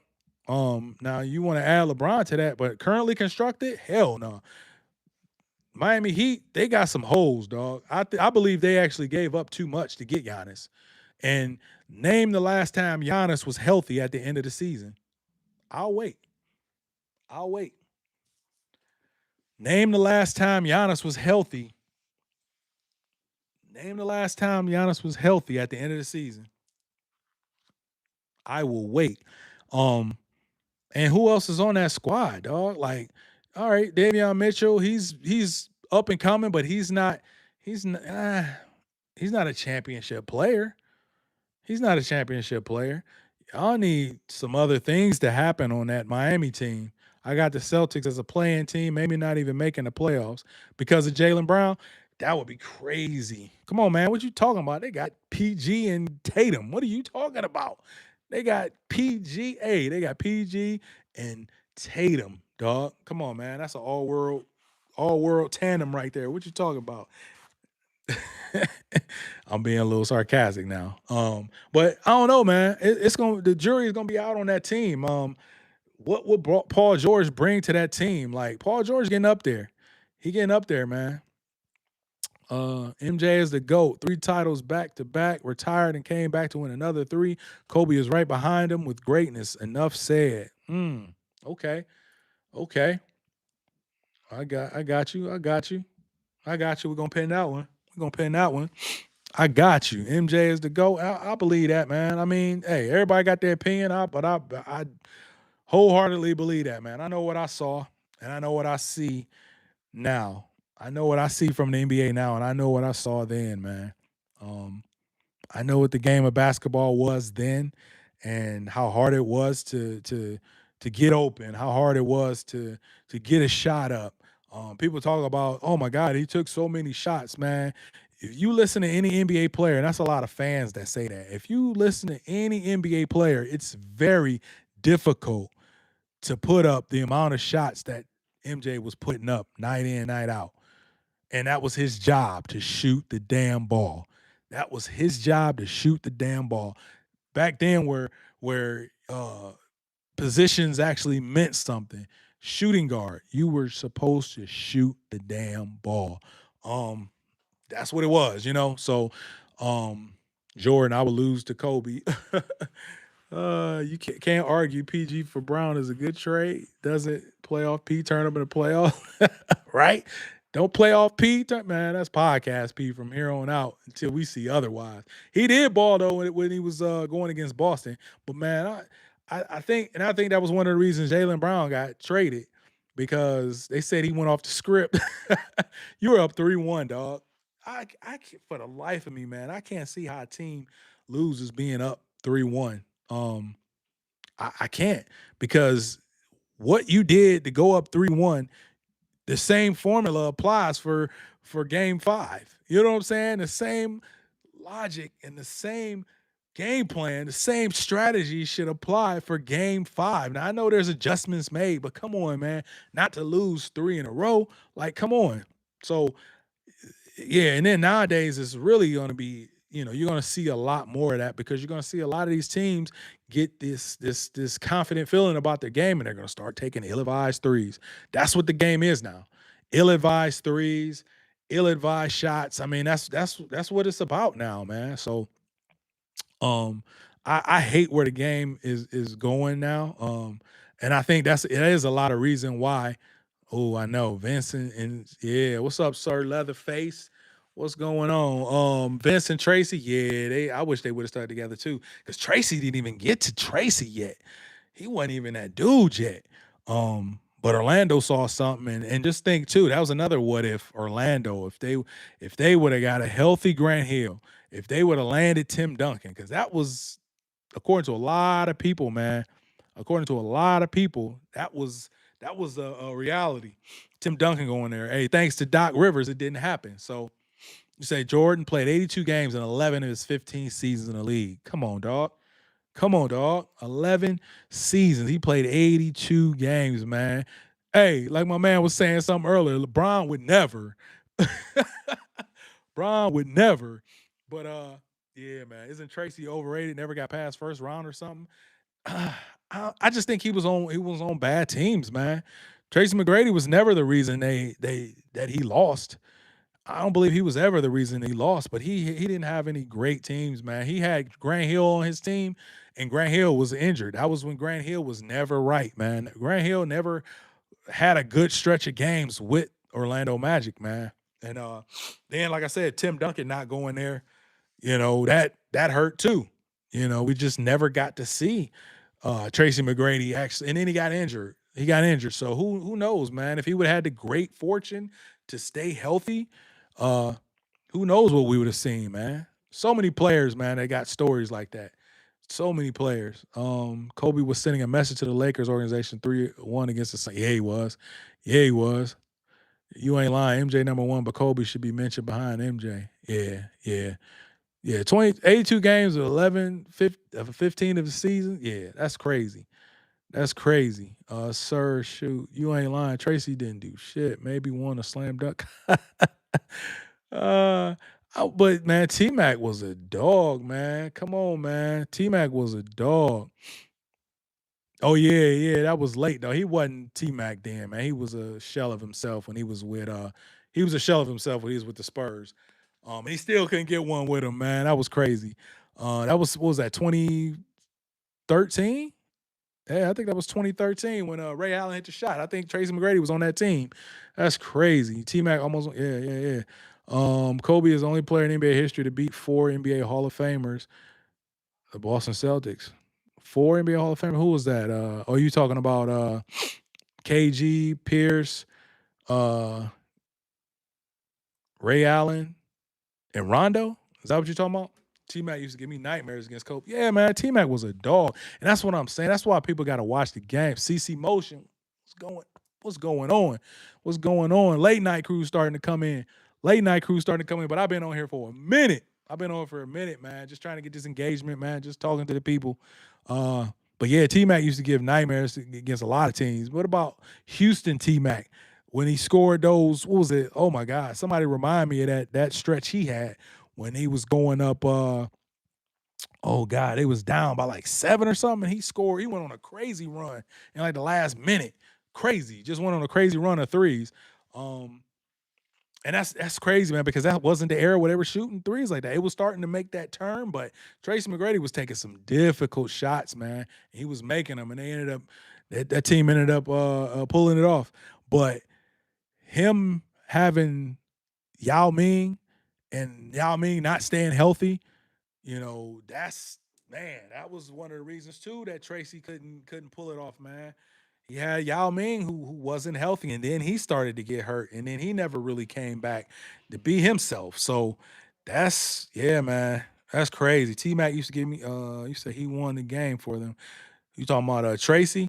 Tracy went crazy. I can't remember the stretch, but I know it was like 8 points or 9.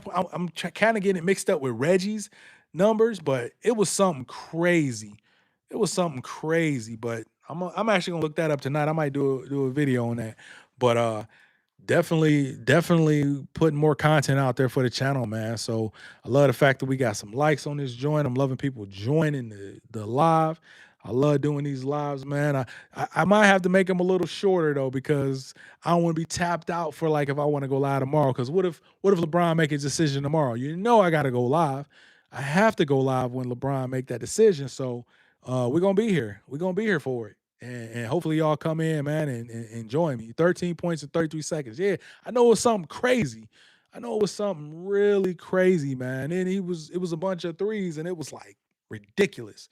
Uh, and just you would have thought you would seen that now in this era. You know what I'm saying? But nah, you ain't seen that, man. You ain't seen that. It was unheard of then. It was unheard of when Reggie Miller did it. 8 points in like what 3 seconds or something crazy. I don't remember what that was. It was like 8 points in like 5, 6. I can't remember what it was with Reggie Miller, but somebody said it earlier. Somebody definitely said it earlier. Let me see. T Mac. Oh, okay. Orlando T Mac. Yeah, Orlando T Mac was a problem. 30, he was averaging 30, man. Like, but his team wasn't that good, man. His team wasn't that good. Doc Rivers, man, he was didn't they blow a 3-1 lead too in that during that? I think that was one of Doc Rivers' first 3-1 blown series. But Tracy was a problem. Like I couldn't have put it no better than that, man. Tracy was a problem. The greatest scoring season ever in NBA history. Kobe '06, even better than Wilt's averaging 50. Was that the season where is that where he scored 80 what was it? Oh my God. I'm thinking 83 because oh boy, 81. Is that the when he scored 81? I wanted to say 83 so bad, but that that bam BS. I think that was the season he scored, but he had a stretch where he scored like 40 and like, oh my God. It was like he had a stretch where I think six, I can't even remember, but it was I think he had a crazy month that season where he didn't score under 30 points for a while. Now, the team wasn't the best, but Kobe was doing his thing, man. He was doing his thing. You said better than averaging 50? Nah, I don't know if it was compared. You can't compare it to that though. He was averaging 50 and Kobe wasn't averaging nowhere near that. So maybe he was it like over the totality of the season he scored a lot, but I don't know, man. I don't know. So yeah, man, I've been here for a minute. A minute. And when I mean a minute, 160 minutes. Jesus Christ. Crazy. I've been on here, man, talking. About to go get me some water. About to get me some water in a minute, but people keep jumping in, man. I know the late night crew, my night owls is showing up. And I know we do numbers when the night owls show up, man. The night owls show up and we go in. So definitely if y'all got some hot takes. I knew some people come in. CC Motion usually come in with some hot takes. Some other people usually come in with some little known NBA facts. Somebody was just dropping some Kobe nuggets, some Kobe stats, little known stats. I think I got one. What is this? Oh, that was retired account. Oh yeah, I got the MJ joint, MJ pinned right now. So let me see. Oh, appreciate it. Appreciate it. The likes has gone up. I love it. I love it. I love it. I love it. Uh yeah, man. I did one like Clyde Drexler. I did one with him. I need to do one with Dominique Wilkins. I need to do another just paying homage to the players, man, the forgotten players, man. A lot of these players been forgotten. Kobe averaged 40 for the whole. Yeah, that's what it was. That's what I thought. He averaged 40 for the entire. What did he average that season? What did he average that season? I believe he uh he averaged mid 30s, 35, I want to say that year. What did he average for the season? Because he had to slow down at some point. Because of course he didn't average 50, but Kobe was crazy that year. But this is the thing that pulls Kobe down in a lot of people's eyes is shooting. It's the shooting percentage. A lot of people bring up the shooting percentage, man, and bring up the inefficiency. But Kobe was a volume shooter. He wasn't a super efficient shooter, but that dude he would make the hell out of some bad shots. Like Kobe Bryant was a bad shot maker. Like that was one thing you would see Kobe rise over dudes to take threes, and it was like if you looked at it initially, you're like, oh, that's a horrible shot, but it was Kobe, man, and he was making them. Yeah, 35.5. Yeah, I knew it was about 35. He went crazy that year. He definitely went crazy that year. Did he win MVP that year? I can't remember exactly what year he won MVP, but him winning one MVP was kind of criminal. It was kind of criminal. Would Hearns be a nightmare matchup for Floyd? Ooh, there we go. CC bringing in the boxing. Hey, wait a minute. Oh shoot, Roly didn't Roly fight last weekend? Okay, made all NBA defense team and first all team NBA. Yeah, that's a great season. That was the MVP year, right? It's gotta be. It's gotta be. But CC Motion, yeah, Hearns nightmare matchup for Floyd. Mm, hell yeah. Hell yeah. Definitely a nightmare matchup. Floyd would have definitely got his defensive. He's the greatest defensive fighter ever. Point blank. Bottom line. Floyd Mayweather Jr. is the greatest defensive fighter ever. And I think Sweet Pea, Pernell Whitaker, is the second best. Sweet Pea, they could be tied, but I believe he's the best defensive fighter ever, man. A lot of people say it's running, but hey, the point of boxing, the sweet science of boxing is to hit, not get hit. You know what I'm saying? Yeah. Oh, wait a minute. Oh, yeah, that was one that you got robbed. And I guess team success might have been the thing. I think maybe Kobe was his team wasn't the best, and that's what I'm saying. That's why, and that's a whole other conversation that we've talked about in the past, that I believe the MVP, most valuable player, has to be separate from a team. It has to be, I don't know, man. I don't know. Y'all tell me.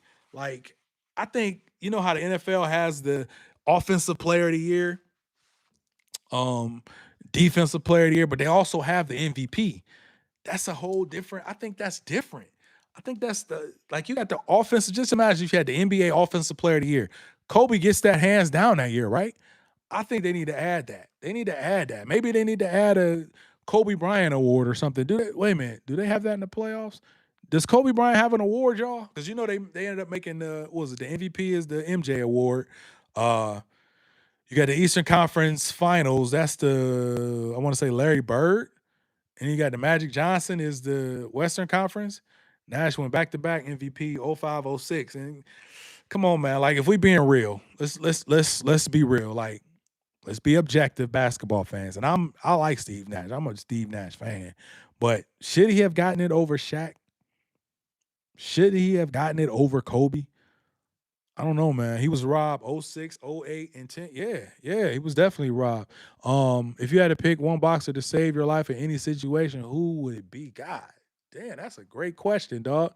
No hesitation. No hesitation. I'm going with Floyd. I'm sorry, I'm going with Floyd because, hey, now you talking about that's the thing. I need to know what this situation is because he pit patting. Now, if you talking about somebody that's gonna come with some, I'm going with Mike because Mike gonna scare him off of just being Mike. He gonna scare him. So if you saying save my life in a situation where I need somebody to hey knock a couple people out for me, I gotta go with Mike, man. I gotta go with Mike because he gonna yeah, All-Star MVP is Kobe's award. Oh, that's nasty. Sugar Ray Robinson, the greatest of all time. Okay, I ain't mad at that. I haven't watched Sugar Ray Robinson like that. I didn't go back and watch a lot of tape, but I know that was probably some black and white tape. But I didn't watch that. But that's a good question. If you had one boxer to save your life in any situation, who would it be? I'm saying Mike, man. I'm saying Iron Mike. Hey y'all, somebody else answer that question too, man. If you had to pick one boxer to save your life in any situation, who would it be? I don't know if we got a bunch of boxing fans on here, but that's a good question. I'm going with Mike. He'll bite your ear off. Hell yeah. That's what I said, man. I was like, wait a minute. Hey, Mike gonna scare your ass if anything. Um, All-Star MVP being Kobe's award, I don't like that. I don't like that.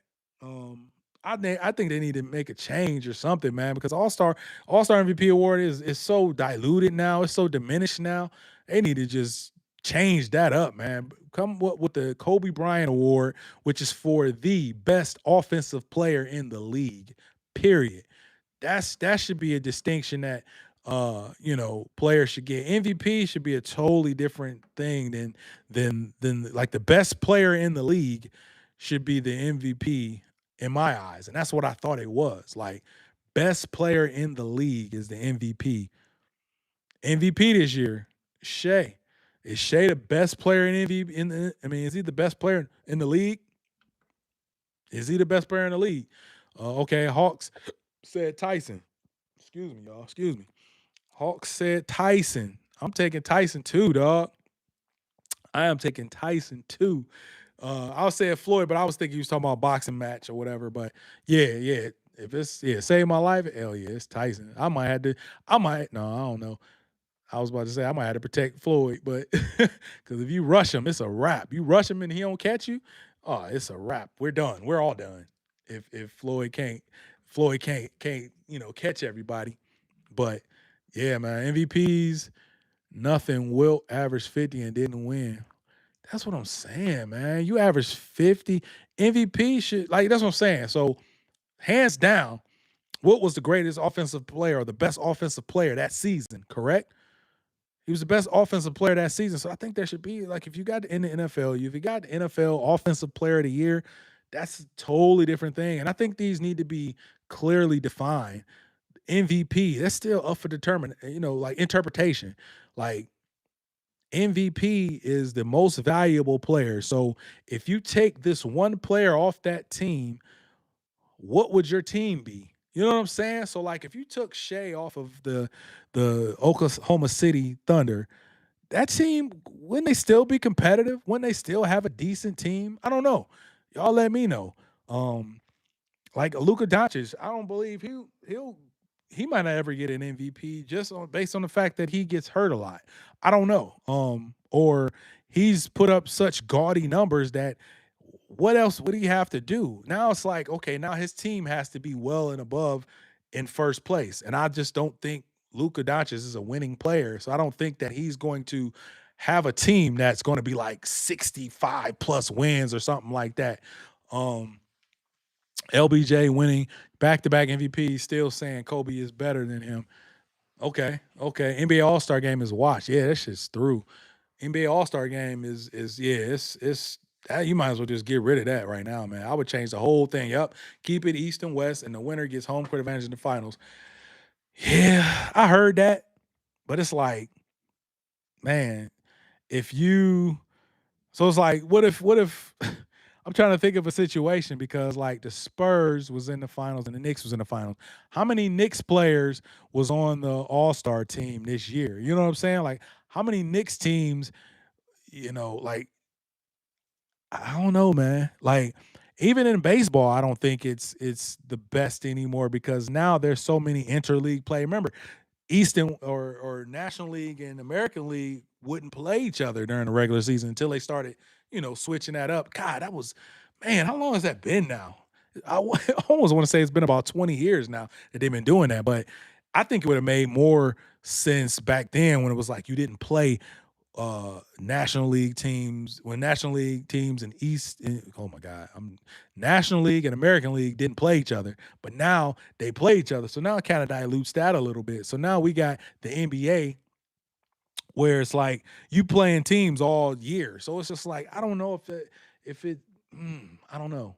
I wouldn't mind that, but it's the Knicks. Like I said, how many players were starters or how many Knicks players made the All-Star team this year? And it's all right, so the Knicks got the home court advantage, but the Spurs won 66 games, 65 games this year. I know it was mid 60s. They were second seed in the West. So now they don't get the home court advantage because the the team in the East who didn't have a lot of Knicks players on it won an All-Star game where people don't even play uh hard anymore. You know what I'm saying? Would that matter? I don't know. I don't know if you could pull that out of the players. You say Sugar Ray Robinson versus Hagler at 165. Who you got winning in 15? Think about this one for a minute. Yeah, because you got to think 15 rounds was the norm back in the day. Sugar Ray Robinson was almost you gotta, man, you got to give me a little bit more context on Sugar Ray Robinson. I know Sugar Ray Robinson is hey, that would be more of a question for Sean T if he was on, but um, man, Sugar Ray Robinson, I don't really know the record. I just know he was one of the greats from way back when. So you got to give me. You say he was destroy Hagler? Okay. Good night, brother. Good show. Oh, hey, good night, man. Peace, peace, peace. I'm gonna get out here in a minute, man. But we having these conversations right now. I wanted to see if let me see, OBJ winning back to back. I'm just going, dog. I'm just going. I think we might be coming up on what? Let me see, 173, blah blah blah. Do the math. Yeah, we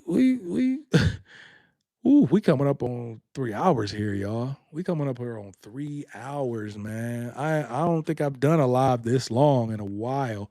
Um, but I can do it, man. I can talk. I'm like one of them people where I'm like, hey, you give me a subject and we'll talk about it. Hold on, let's see. All right, LA, make sure you subscribe, dog. Make sure you subscribe.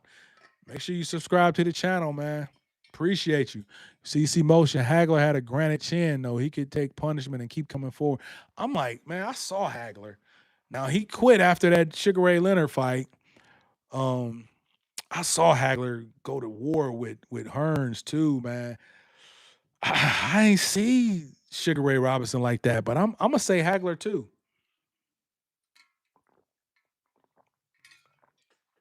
I'm gonna say Hagler too, man. I'm gonna say Hagler too. Hagler was a monster. Sugar Ray Robinson would destroy Muhammad Ali if in the same weight class. Now, what weight class was Sugar Ray Robinson in? I know he was a smaller fighter. Sugar, Sugar. Like, do y'all think Muhammad Ali is the goat? I know he said it a lot, but is Muhammad Ali the goat? It's a toss up, no lie. That's what I say because I'm like, I'm not, man, I'm not sure. Welterweight and middleweight. Okay, okay. So he was a welterweight and he was a middleweight. Yeah. I don't know, man. I'm not too sure about him. Sugar Ray Robinson, GOAT. Okay, you got Sugar Ray Robinson as the GOAT. Yeah, you sound like a boxing historian, man. Yeah, I can only go off of who I saw. And yeah, man, whew, Floyd was something crazy, man. Only reason I say Floyd too is because like that dude was in the same ring with these guys, and these guys just couldn't hit him. I seen him destroy some guys too, man. Before he had those hand injuries, and then he still went on to be like one of the best defensive fighters. Was one of the most accurate punchers. Was no, not one of the most accurate puncher of all time. And he was the best defender of all time. Now, yeah, he wasn't knocking dudes out left and right, but early, Pretty Boy Floyd was knocking dudes out. Pretty Boy Floyd was knocking dudes out. What was that Diego? Oh my God, what's his name? Corrales? Whew, that fight was crazy, crazy. Arturo Gotti, oh my God, he dismantled Arturo Gotti. Would you take 1 million easy or 500 million? But you got to take an uppercut from Prime Tyson. Oh God, an uppercut and I can't move or nothing. Man, I might not be able to. I might not be able to have brain functionality if I get an uppercut from Prime Tyson. I might have to take that easy meal, dog. I think I might have to take that easy meal, dog. I ain't taking no chances with that. I'm not taking no chances with no mic with a clean uppercut. I gotta eat it. Like, nah, dog. Now, if it's where it's like, all right, I can kind of get in the ring, move around with him. Now, ain't like I'm about to do nothing for real, but if I can get in the ring, move around, and then he catch me that way, oh, I take the 500 million because I don't know if he gonna catch it flush, and that's just I don't know. That might be me just being. I don't know if he gonna catch it flush, man. I'm gonna move at some point. He might not catch it flush. I might take that chance. I might take that chance. But if it's straight, hey, if I gotta stand there and he just hit me with uppercut, hell no, I'm taking that 1 mil. Give me that 1 mil, dog. Please give me that 1 mil. But look, man, it's been fun as hell. Sugar Ray Robinson, Ali, Joe Lewis. Ooh, yeah, man. Joe Lewis. Joe Lewis, then he oh my God, it was such a well, from what I heard, it was a bad story to end his career and everything, man. And I think he was like fighting just to make money and just it's just so crazy. These guys today, man, better be grateful. Even the guys in the NBA, man, be grateful for the money that they making now, because and that's the reason too. I think a lot of these older guys are bitter too. And a lot of them are supportive, but a lot of them are bitter because they wasn't able to make the money that these guys are making, and those guys paved the way. You know what I'm saying? Those guys paved the way. So I really So when guys don't give it up and don't pay homage to the guys that came before them, and they try to, kind of, and I kind of see it a lot sometimes on this new media. They kind of diminish the older players, and I don't think they should ever diminish the older players, just based on the fact that you're able to make the money that you're making because of the decisions that was made back in the day by these older players. So I really don't like when I see players diminishing, or even people in general, when they try to diminish the older players, because the older players they paved the way, man. Same thing for hip hop, man. That's why I say I can and respect the Eminem, because he's all any chance he gets, he's paying homage to DOC. He's paying homage to LL. He's paying homage to Redman. Like he's paying homage to Snoop. Now they got into a little something, but come on, like he pays homage to those people that came before him, and I wish the league and I wish the players did the same for the players that came before them. You know what I'm saying? So, yeah, man. I guess on that note, man, I'm gonna end this joint because I've been on here for close to. It'll be 3 hours in about a minute, man. It'll be 3 hours in about a minute. Nate Night Live, dog. Ooh, I think I'm gonna have to pin that joint. I'm gonna have to trademark that joint. Nate Night Live. What y'all think of that? What y'all think of that, man? He is alive, the one alive. Okay, okay. Facts, facts. I got you. Hagler was a problem. Yes, he was, man. Yes, he was. St. Valentine. Oh God. Chicago Ray Robinson versus Jake LaMotta. Ooh, Raging Bull. But okay, okay. Yeah, see, I gotta brush up on that stuff. I dig Nate Night Live. That's what I'm saying, man. I like that too. Nate Night Live, dog. Hey, we might have to make that a thing. Shoot, maybe I'll do a whole channel just for live stream. Ooh, we gonna see. We gonna see. But yeah, man, I appreciate everybody, man. I appreciate all the engagement that I was getting tonight, man. I love it, man. I gotta come back and do it again. Make sure y'all subscribe to the channel, man. Make sure y'all subscribe, y'all like. Let me get hey, I get out of here when I get another like, man. When I get one more like from the people, I'm gonna get out of here, man. Hey, let's get one more like. Let's get one more like. What time tomorrow? Ooh. Ooh. When we talk about Nate Night Live, it might be like midnight, dog. We might be like midnight if I go live tomorrow. Hey, appreciate you, Hawks. Appreciate you, man. Make sure y'all subscribe to the channel, man. Oh, somebody took a like away. Come on, dog. Somebody took one away. Come on, man. All right. We got one back. Let's get one more, dog. Let's get another one. Let's get a couple more likes. We get one more like, man. I'm out of this joint. But oh, we got some more. Hey, I appreciate it, man. Salute to y'all. There's a documentary called Kings or Four Kings about Durant Hagler. Oh, I remember that. I remember that. What time tomorrow? We gonna see, man. Take care. Hey, take care.